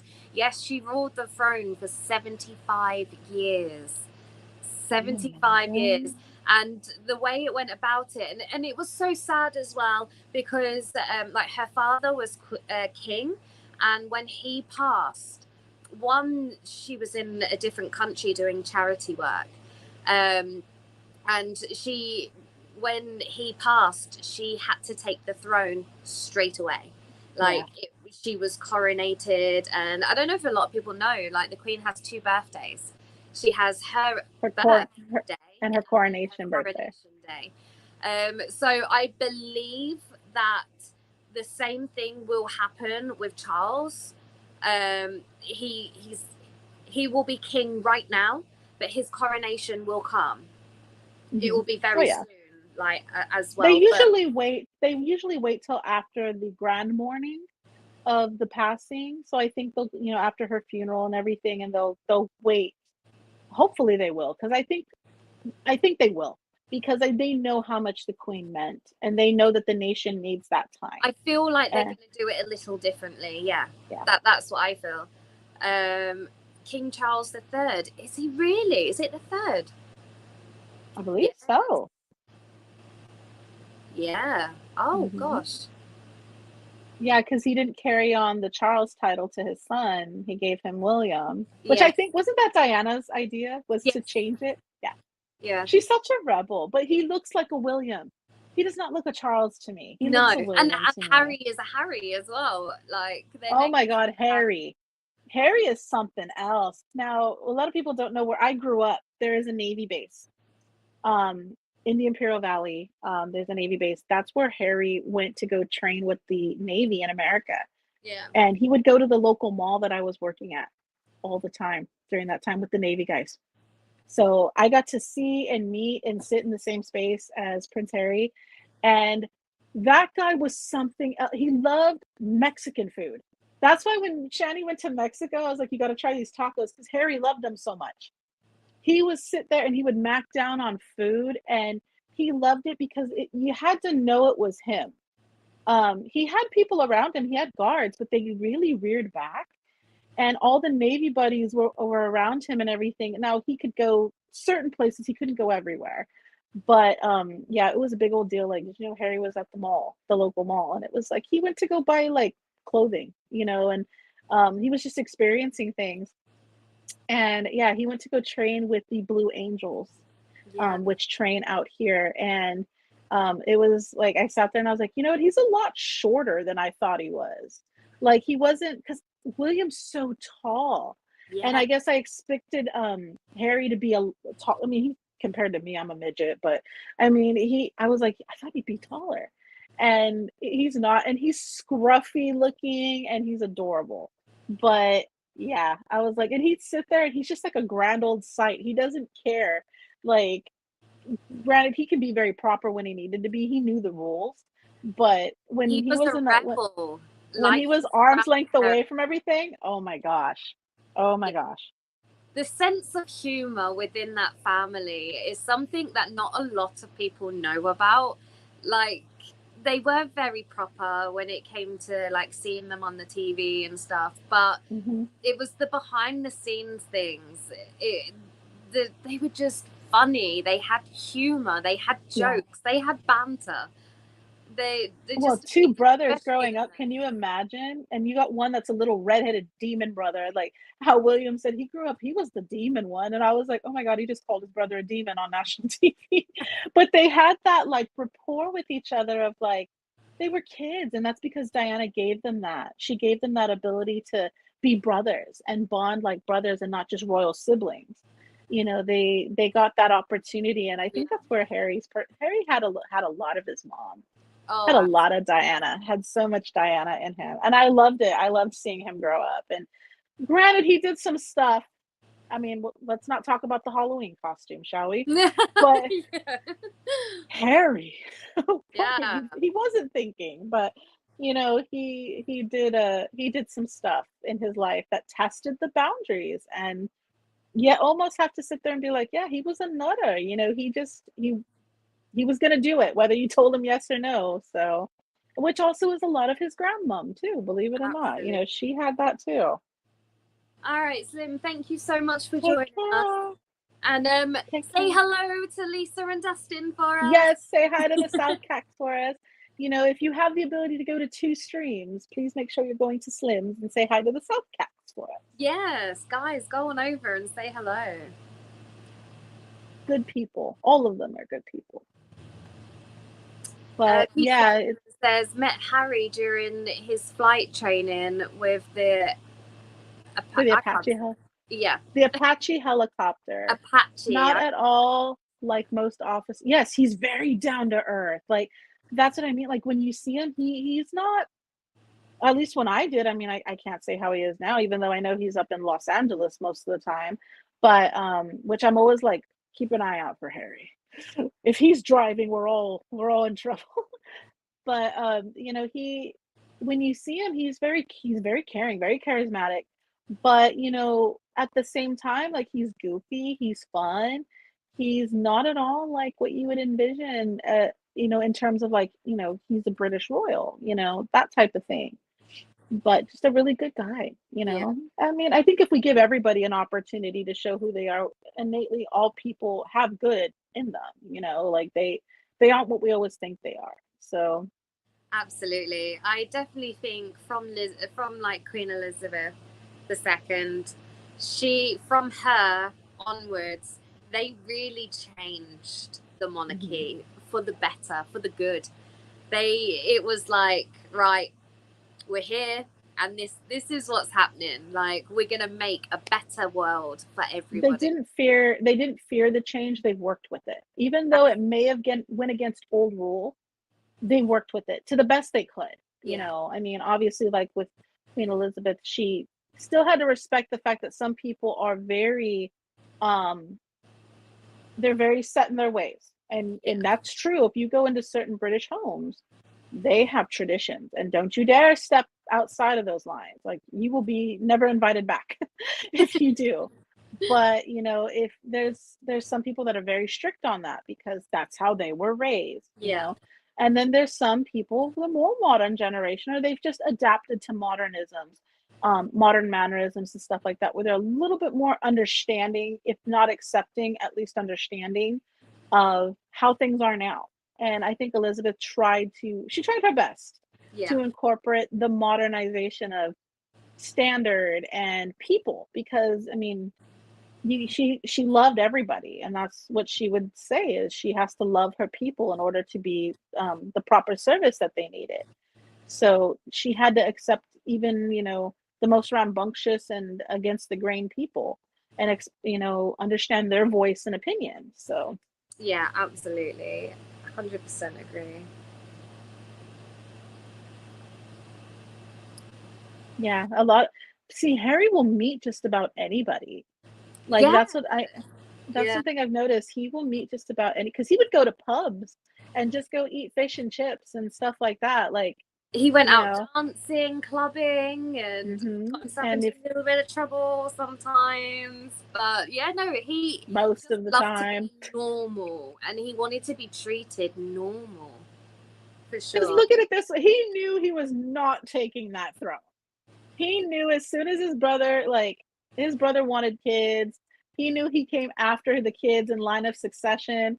He was like, William's gonna have like 50 kids. I'm never taking this damn throne. I might as well be me while I'm here, and that's, I mean, wouldn't any of us be like, well, if I'm not next, like, I might as well just, be in here for a good time. Right? So I could see why he was a little rebellious on certain things, and I can even see why he made the decisions he made, coming into America and stuff like that, and what he did. It'll be interesting to see what happens from Harry, with the passing of with Elizabeth passing, because I know he loved his grandmom.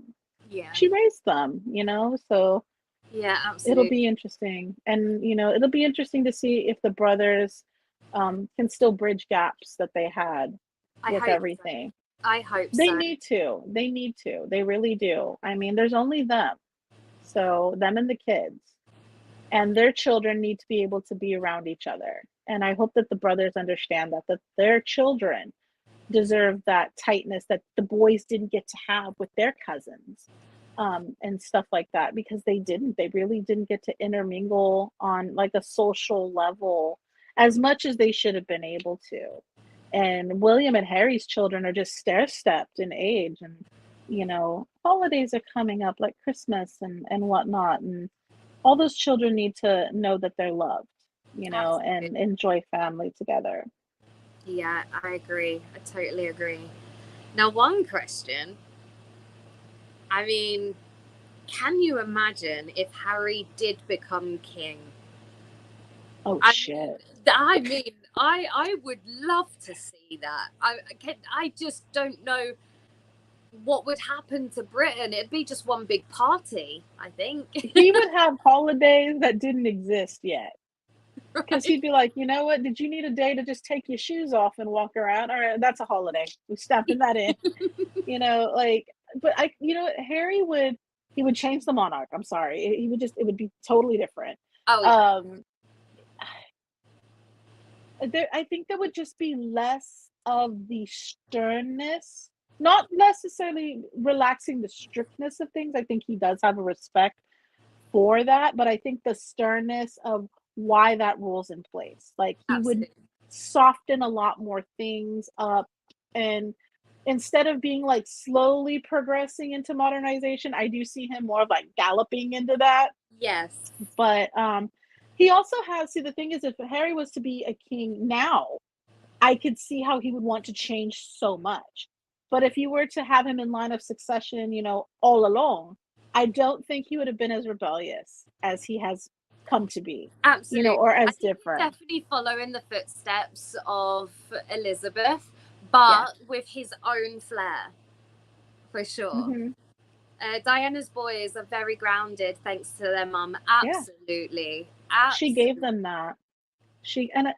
You know what I would have loved to see is how different things would have been if Diana hadn't passed, with all those grandbabies and just the way the world is. Because she would have told her boys, now, now, now, I understand how you feel.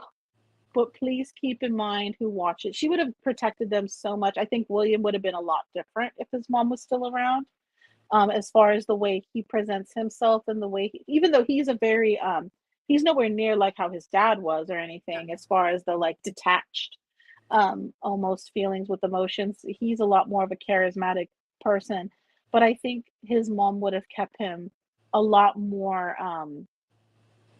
a lot more a lot more himself instead of I'm in line for the throne, I'm in line for the throne. That type of mentality. I think she would have respected that Yeah. component, but she would have told him before you're in line for the throne, you're a father to these children.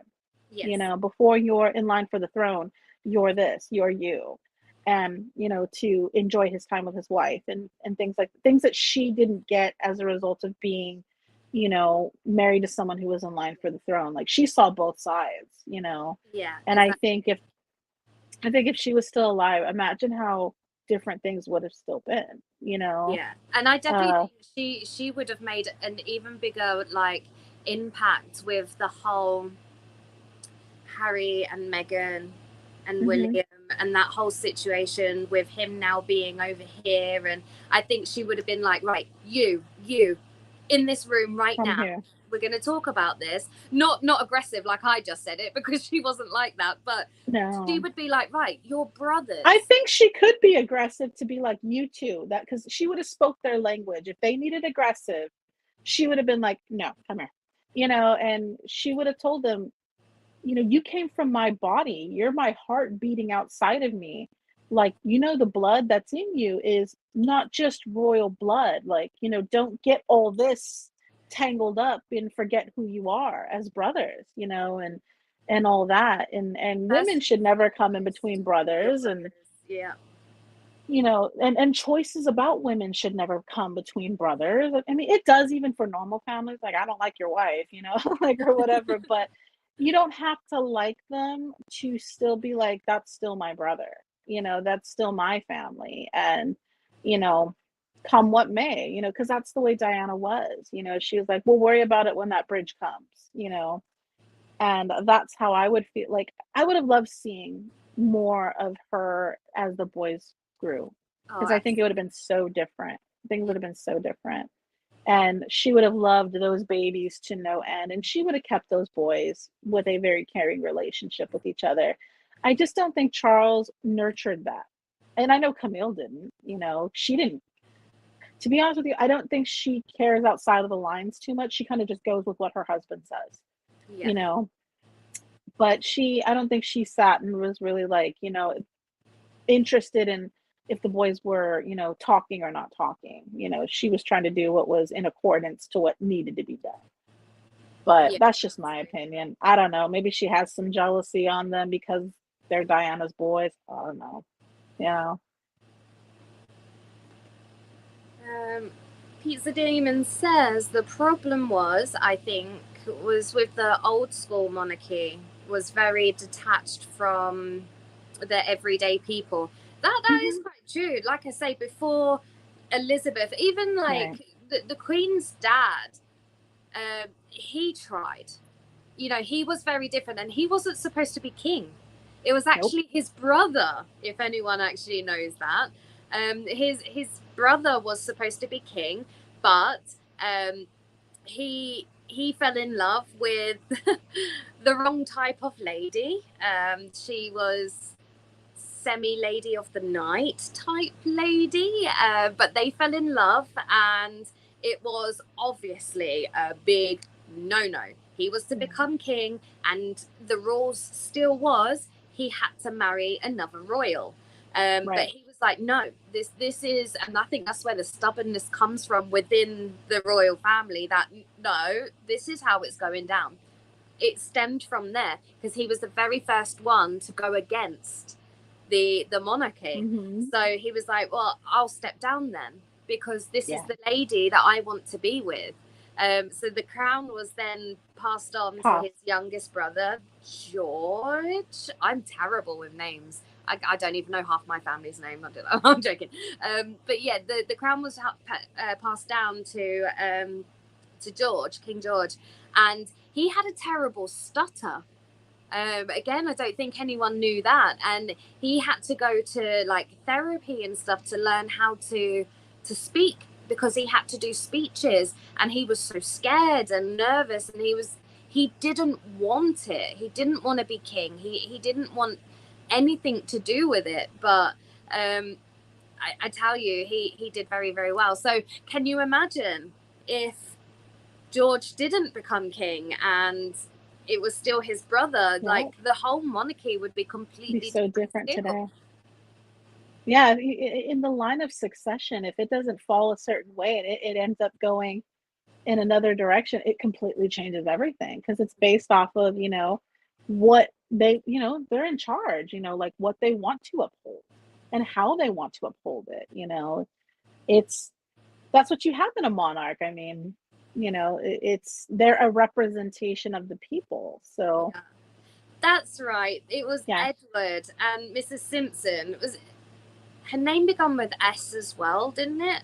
It was like SS. Sarah that something. I don't know. No, I'm terrible with that. I remember watching was not The King and I. In my head, I'm going The King and I. That's a completely different movie.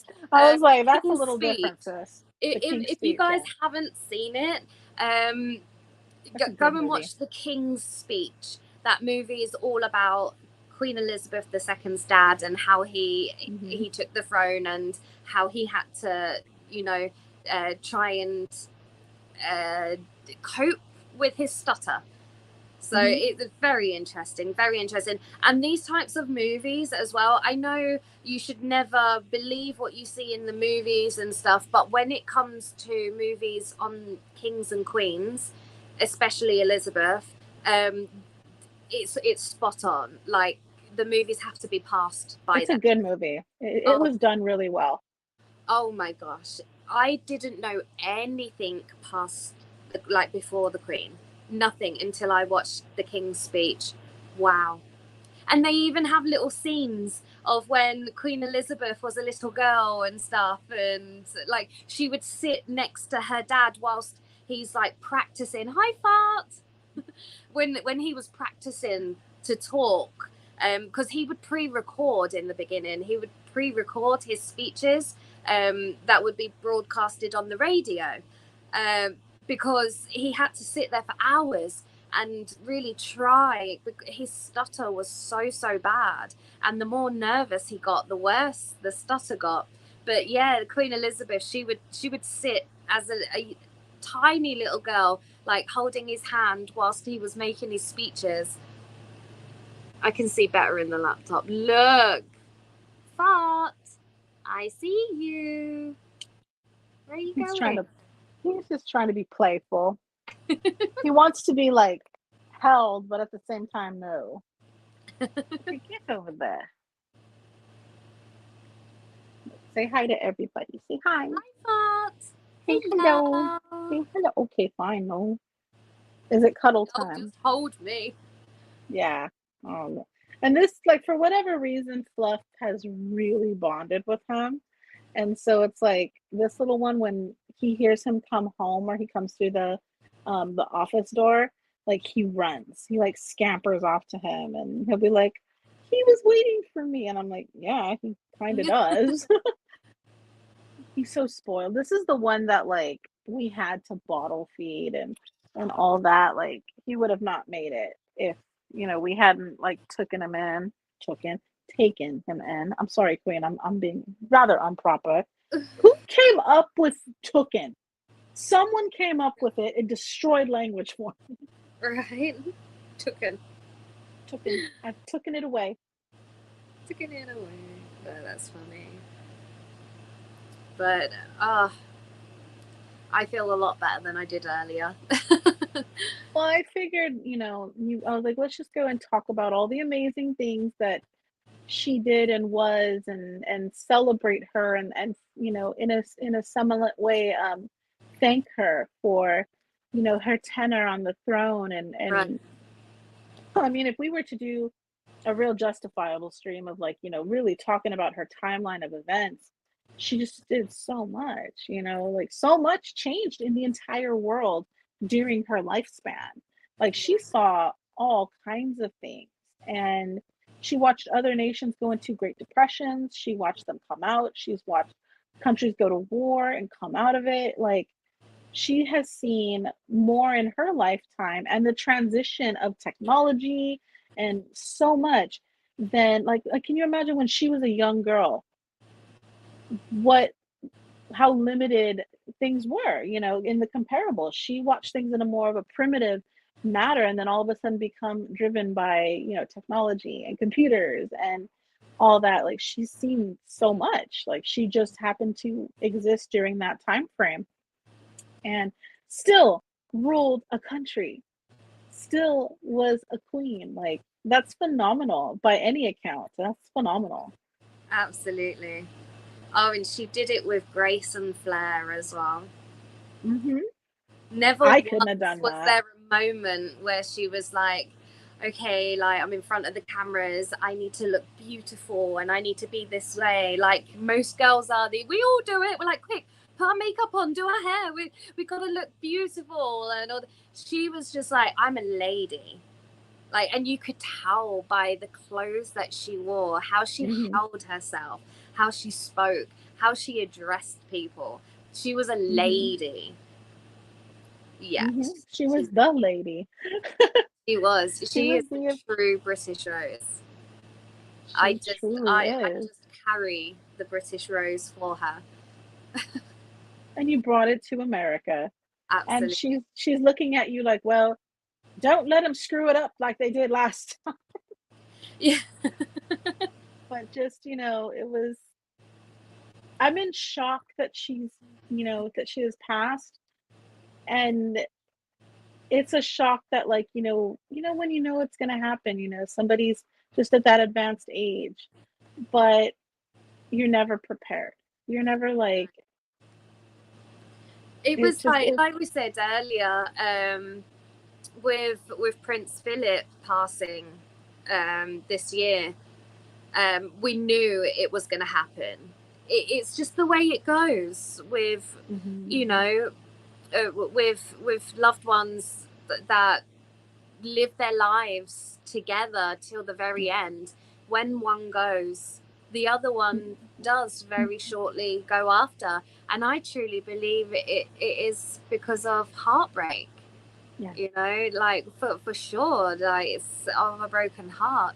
But we knew it was going to happen. But everybody, like before Prince Philip passed and everything, I don't know whether it's the same over here, but for Britain, for sure, we was all like, she's going to make her 100th birthday. And there was always this running joke, like, is she going to send herself a letter, like to congratulate herself for reaching 100? Because we all know that if you reach 100 years old, then you get a personalized letter from the Queen.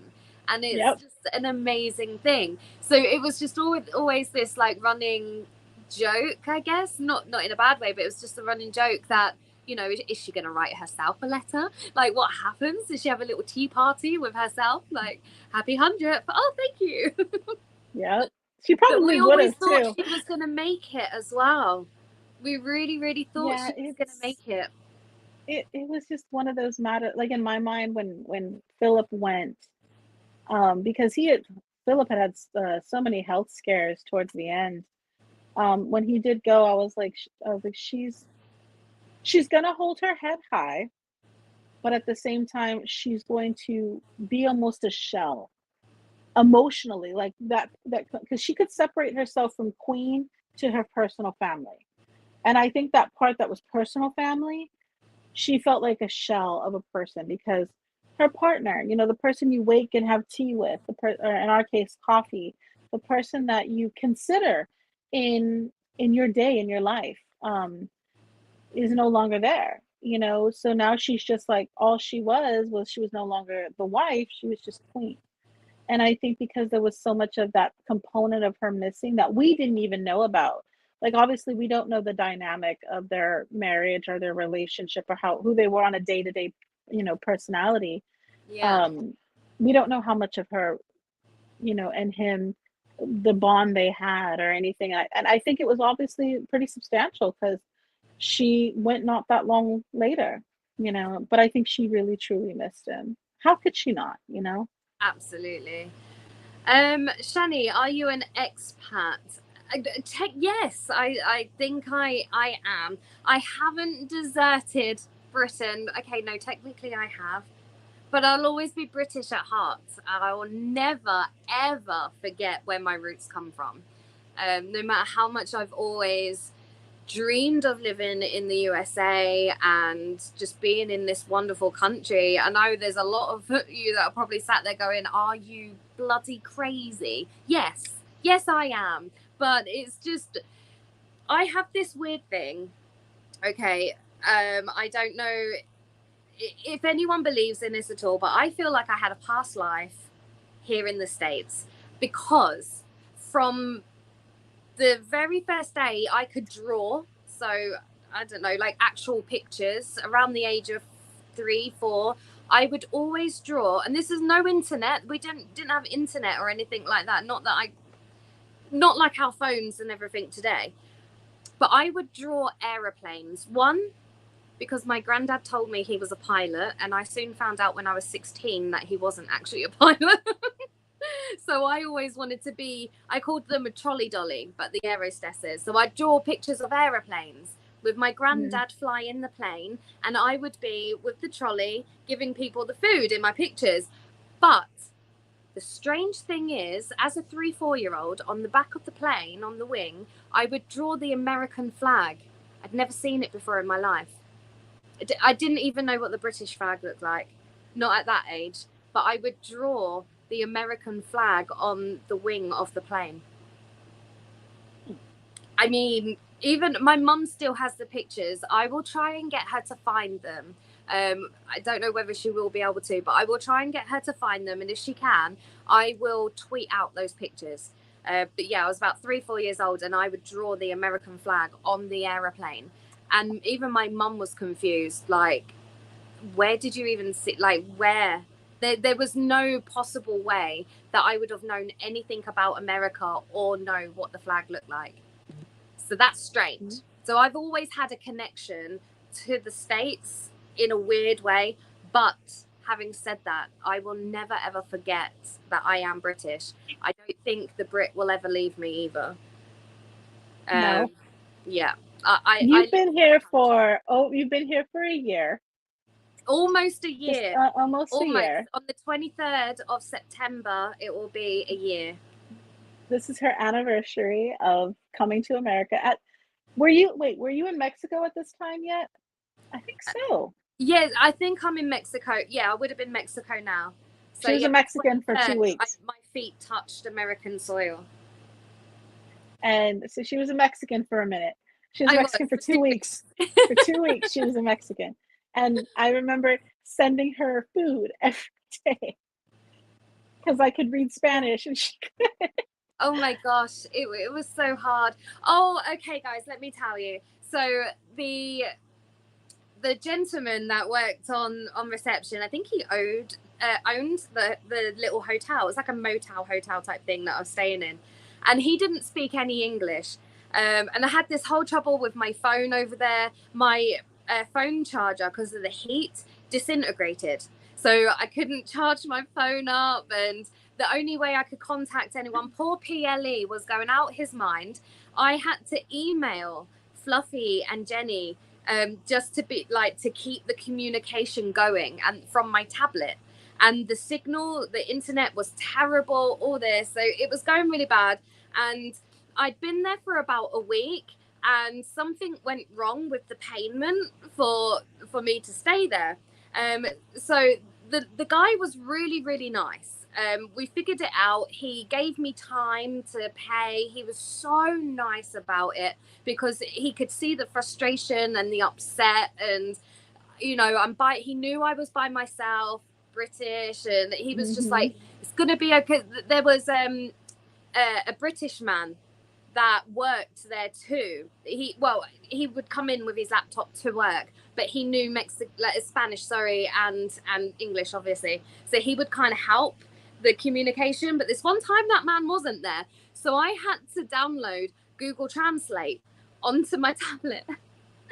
And I was asking him Oh my goodness, what was it? I was asking him something. It was about the payment, like it's gonna be okay.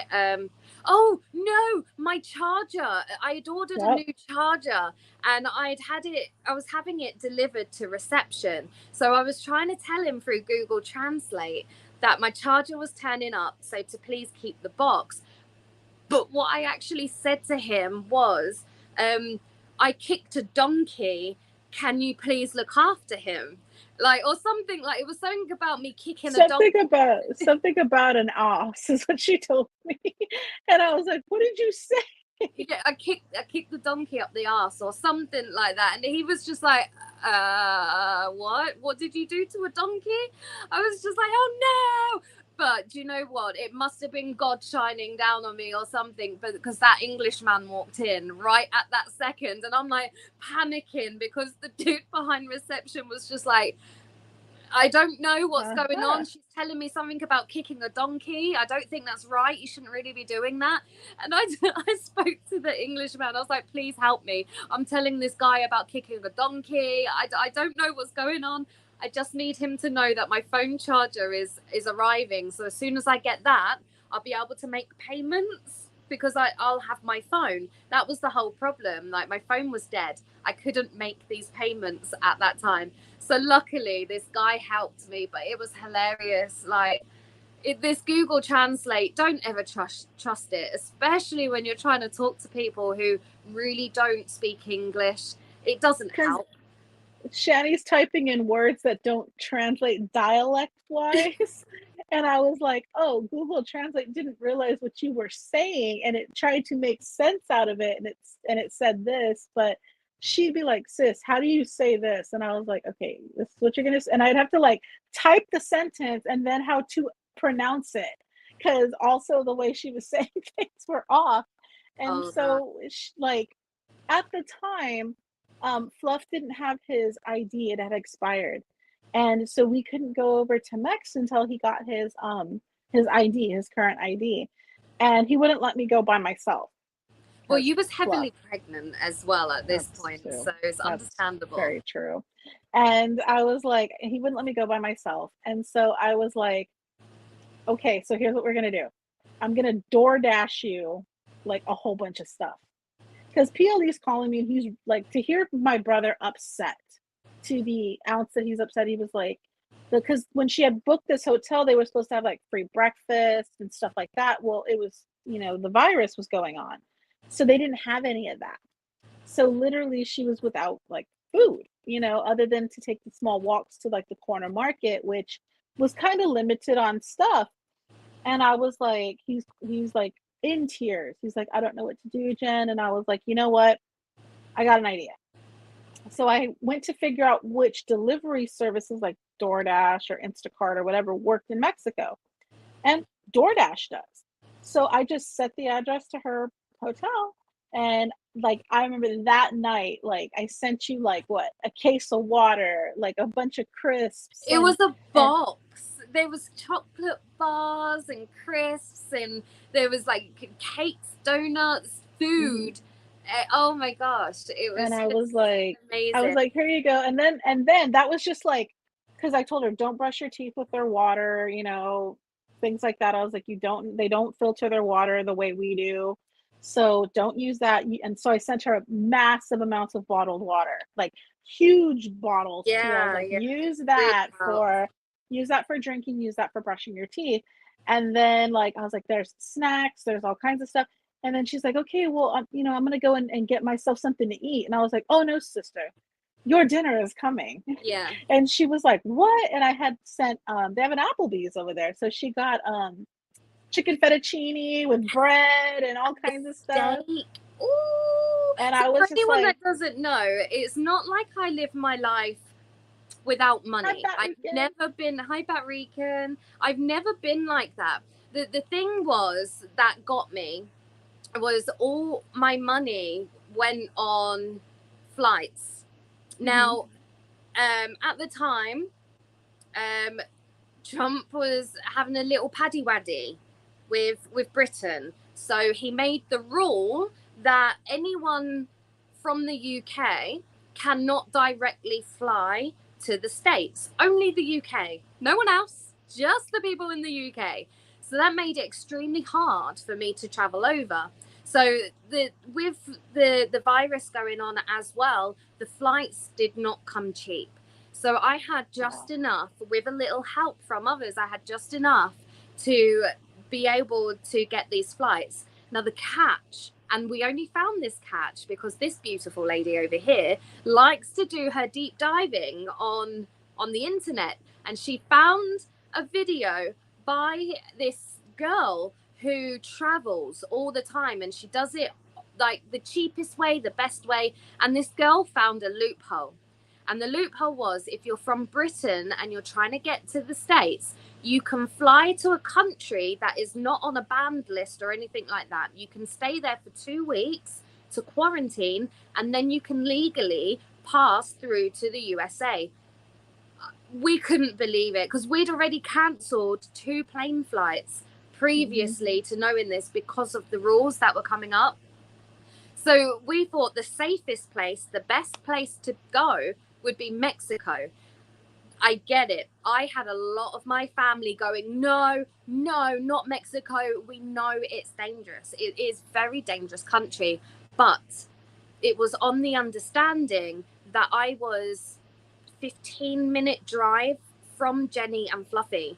They were virtually, my hotel was 5-minute walk, and I've got, if you want to go and check it out, I have 4 videos of me in Mexico on YouTube Shorts. Okay, go and watch them. It's hilarious. I filmed them the day I was going to get my COVID test just before I was coming over to the US. But I was a 5-minute walk from the Mexican border. There's a video on there going, hi, I'm going, hi, everyone in the United States, I'm here. She was literally like the fence, the notorious fence. She was like on the side of it, and then she would peek over and see America. Exactly. And I was like, there we are. Yeah. But I told her, like, I kept telling her, I was like, well, if something happens, because we made it a point that she had to check in every so often. Like, she had specific times that we checked in. Like, I would order her breakfast. And I usually ordered her something, like when I sent the breakfast, I had something for breakfast and lunch, and then I would send her dinner. And I was like, because she would go to the pool and stuff like that, and I didn't want her like being tethered to a device, you know, obviously I want her to experience something.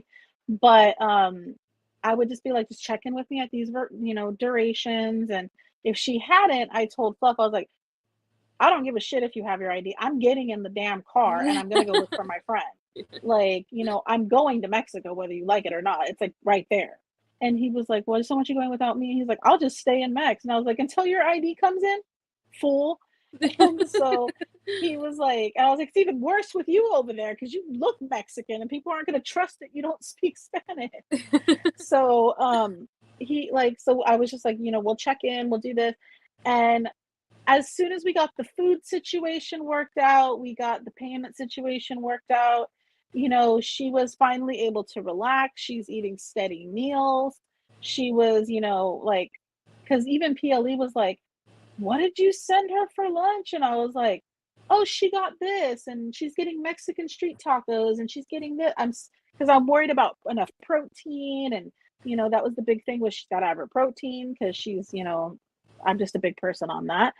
And, you know, in the morning, she like, but it was so cute because she would get teas and stuff that had like rose petals in them and like specialty like brewed things that I was like, you got to try this. So she was trying all these different foods, right? I think that the pink rose lemonade was my favorite. Yeah. And she was like, sis, what is this? And I was like, oh, that's rose lemonade. And she got like from Starbucks, like in Mexico, or even in other countries, their Starbucks menus are different. Yeah. So in Mexico, and even Fluff was like, we don't have that here. I want that. Like, they had so many different drinks. And it was the first time she had pumpkin bread. And she was like, what is this delicious thing? She's like, what is this delicious thing? And I was like, it's pumpkin bread, sis. And so I was sending her that and lattes and iced coffee and all this stuff. And then like, I was like, here, you have plenty of stuff. And like, you probably had leftover stuff at the end. And I told you, just leave it at the front desk. They'll give it to somebody. But yeah, I was like, she's going to eat. She is not starving. Like, there's just no way, not on my watch. So I I had definitely her, didn't starve. no, I had her meals pre-scheduled like the night before I went to bed. I would schedule her breakfast for delivery for the next day. And then on my lunch break at work, I was like, okay, gotta go schedule her dinner. So she knew when to expect her food. And she's like, I'm not gonna ask what it is today. I'm just gonna be surprised. And so Yeah, she would every day get was a surprise, and it was brilliant because we are so alike. Like, it's like Jen, and I say this to PLE all the time. It's like you are in my head. You just know, even down to the intro and stuff that you made. Like, it was so spot on with the even with the Amy speaking and stuff. I was like, no way, that not my idea, it was obviously yours, but it was like the envisionment. my idea, like that is literally what I was going to do, but with my own voice. So I did that anyway. But Yeah. I said to PLE, I was like, it's just crazy how alike we are. And I didn't want to know what was coming for dinner or for breakfast or anything like that, because I knew it was going to be amazing. Apart from this one day. We know what day this is, Jen. It was the last meal. It was the It was last the meal she last week had. of Mexico. It And was the one time I tried to send her Chinese food, okay?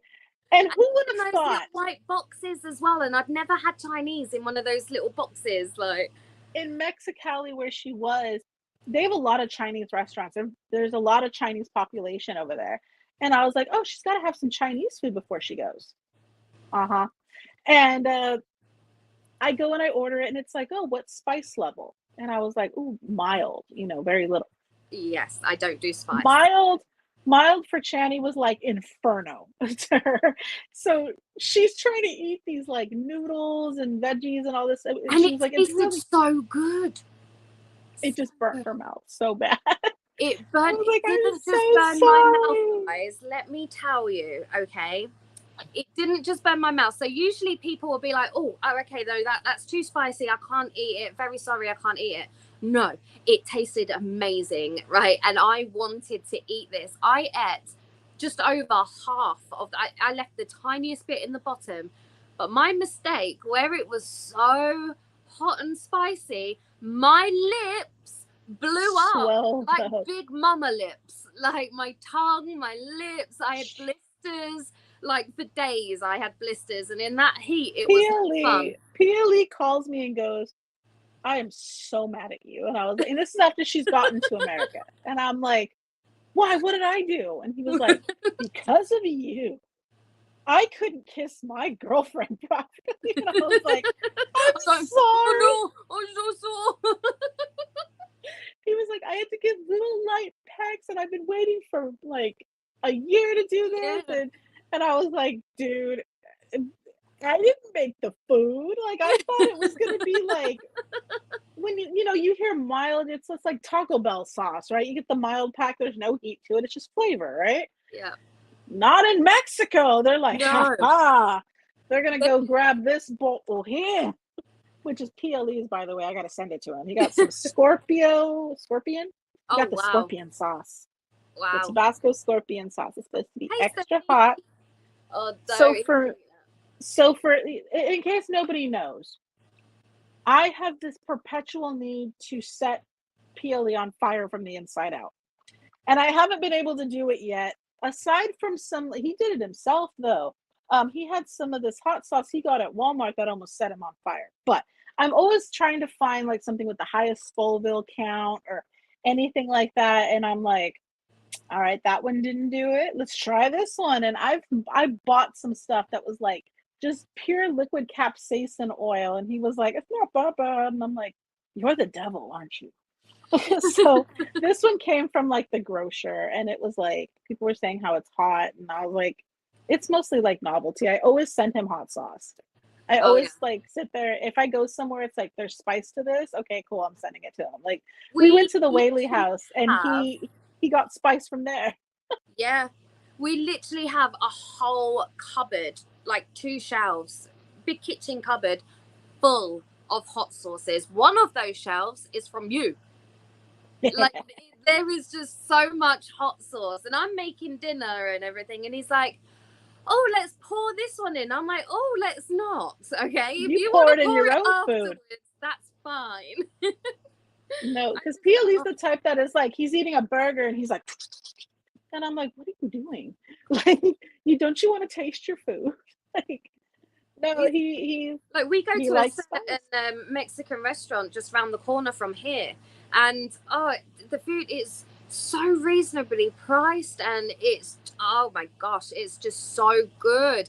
They know him well enough now just to bring him the whole hot sauce bottle, not the little pots that they usually come in. They bring him the whole pot, like, You're bottle now. like, over there, that gringo over there needs the whole thing. Yeah.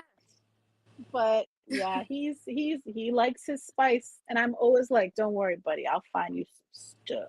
Now, I Right. suppose like they say that this one's hot, but I mean, it's got like pineapple in it, so can it be that hot? You know, the Yeah, ingredients I are feel like that will cool it down a bit. scorpion pepper, distilled vinegar, sugar, guava puree, pineapple, salt, guava powder, pineapple powder. This actually might taste really good. Like, I think it's gonna have that sweet hot component, and he Yeah. actually likes that. Yeah. So he might enjoy Yeah, that. I anything might that's have to kind buy of a got bottle like for that me. fruity, like a mango or something like that in it. Yeah, he really likes that. He likes because he puts that on like ramen and stuff, and I'm like, bro, don't you like food to taste like your food? And he's like, yeah, when it's hot. I'm like, all right. That's when food tastes like food, is when it's hot. Like when He- we go to Vegas, I'm taking him to like, we're going somewhere where he can get some stuff that'll burn his asshole closed. Like we're gonna right. go find like a hot ramen bar or something. So like, because there's so many cool places to go eat in like Vegas. Like I'm gonna take you guys to the burger place that is fashioned after a drive-in theater, like a drive, yeah, with with the car park theaters. It's fashioned after that. It's so cute. And there's like so many places we're gonna go eat. Even though our timeshare has a full kitchen, we're still probably going to be eating at a lot of like rubbish places, like burgers and stuff. Yes. Oh, that'll be amazing. Okay, well, I think it's about time to start wrapping this up. I would like to thank each and every single person that has come into this live stream today. Um, I'm sorry that I couldn't speak for the first 5 minutes, and thank you, Jen, for being here for me as well. You are my voice, you are my reason to breathe. But it obviously was a very emotional day for the Brits, for everybody that loved and cared for our dear Queen. It is such a sad day, and there's going to be more sad days to come too. But thank you all for joining us today and showing your love and support towards me and towards the Queen as well. She's greatly going to be missed. Like, she's definitely one of a Definitely. kind, and no one is ever going to fill her shoes Oh no, or definitely her not. crown. um, but like I did say earlier today, I was going to do a celebration live stream, because if you wasn't here earlier, I did hit monetization at the exact same time that we all found out that the poor Queenie had passed away. So I thought it was only right, and because of the motions and everything, that obviously I wanted to do a live stream for our dear departed. But yes, I hit monetization, so we are going to do a live stream at some point this week. I'm not too sure when, possibly Friday, or it might be towards the end of the week. I Um, still haven't done my stream for my 1500. oh my And goodness, yes, I'm congratulations. at like 1560 now, so I'm like 60 subscribers behind. But I'm Yes, you're grateful. doing so well. Guys, please make sure, if you haven't already, to go and subscribe to Tarot and Tea. She is amazing. If you want a tarot reading where you are told the truth and you're told, like, just go watch her. She is amazing. I just I'm yeah, I have no words to describe you and your talents when And it if comes. you're new here, make sure you're hitting that subscribe button and the bell notification so you don't miss any of the exciting stuff we're talking about for Shani's channel. Now that she's hit her 4K hours and we're just waiting on that monetization, you know, acceptance and all that. You know, so she's got great stuff planned. Great stuff planned. Oh my gosh, so much. Got so much coming up. I still have so many videos from, you know, kind of leading back to the reunion still that we did in June. So there is so much coming your way. I can't wait for you guys to see everything. But yes, if you are interested in all things unexplainable, as in you never know what's going to happen unexplainable, then this is definitely the channel for you. Because believe it or not, every single day in my life is one big unexplainable adventure, and I love to share all my adventures with you all as well. So thank you so much for joining me. All of you have made my heart feel so much better today. It did start off very emotional, obviously speaking with the family, with you know, the news today and everything. So I deeply appreciate all of you for just being here, just knowing that you're all here loving and supporting everything that I do. It means more than the world to me. So thank you so much, all of you. Thank you. I love you so much. Don't forget to smash that like button in the face so you will get more videos in the long run. Just like everything that you see. But guys, we are gonna say goodbye, and don't forget to tell somebody that you love them every day. Please make sure you tell at least one person that you love them. It really does Or more. a long way. Or what? Or more. You can tell everybody you love them. At least one person. But love doesn't cost anything, and nor does kindness. So exactly. Spread it. Exactly. I love you guys. Thank you so much for joining us on this short notice.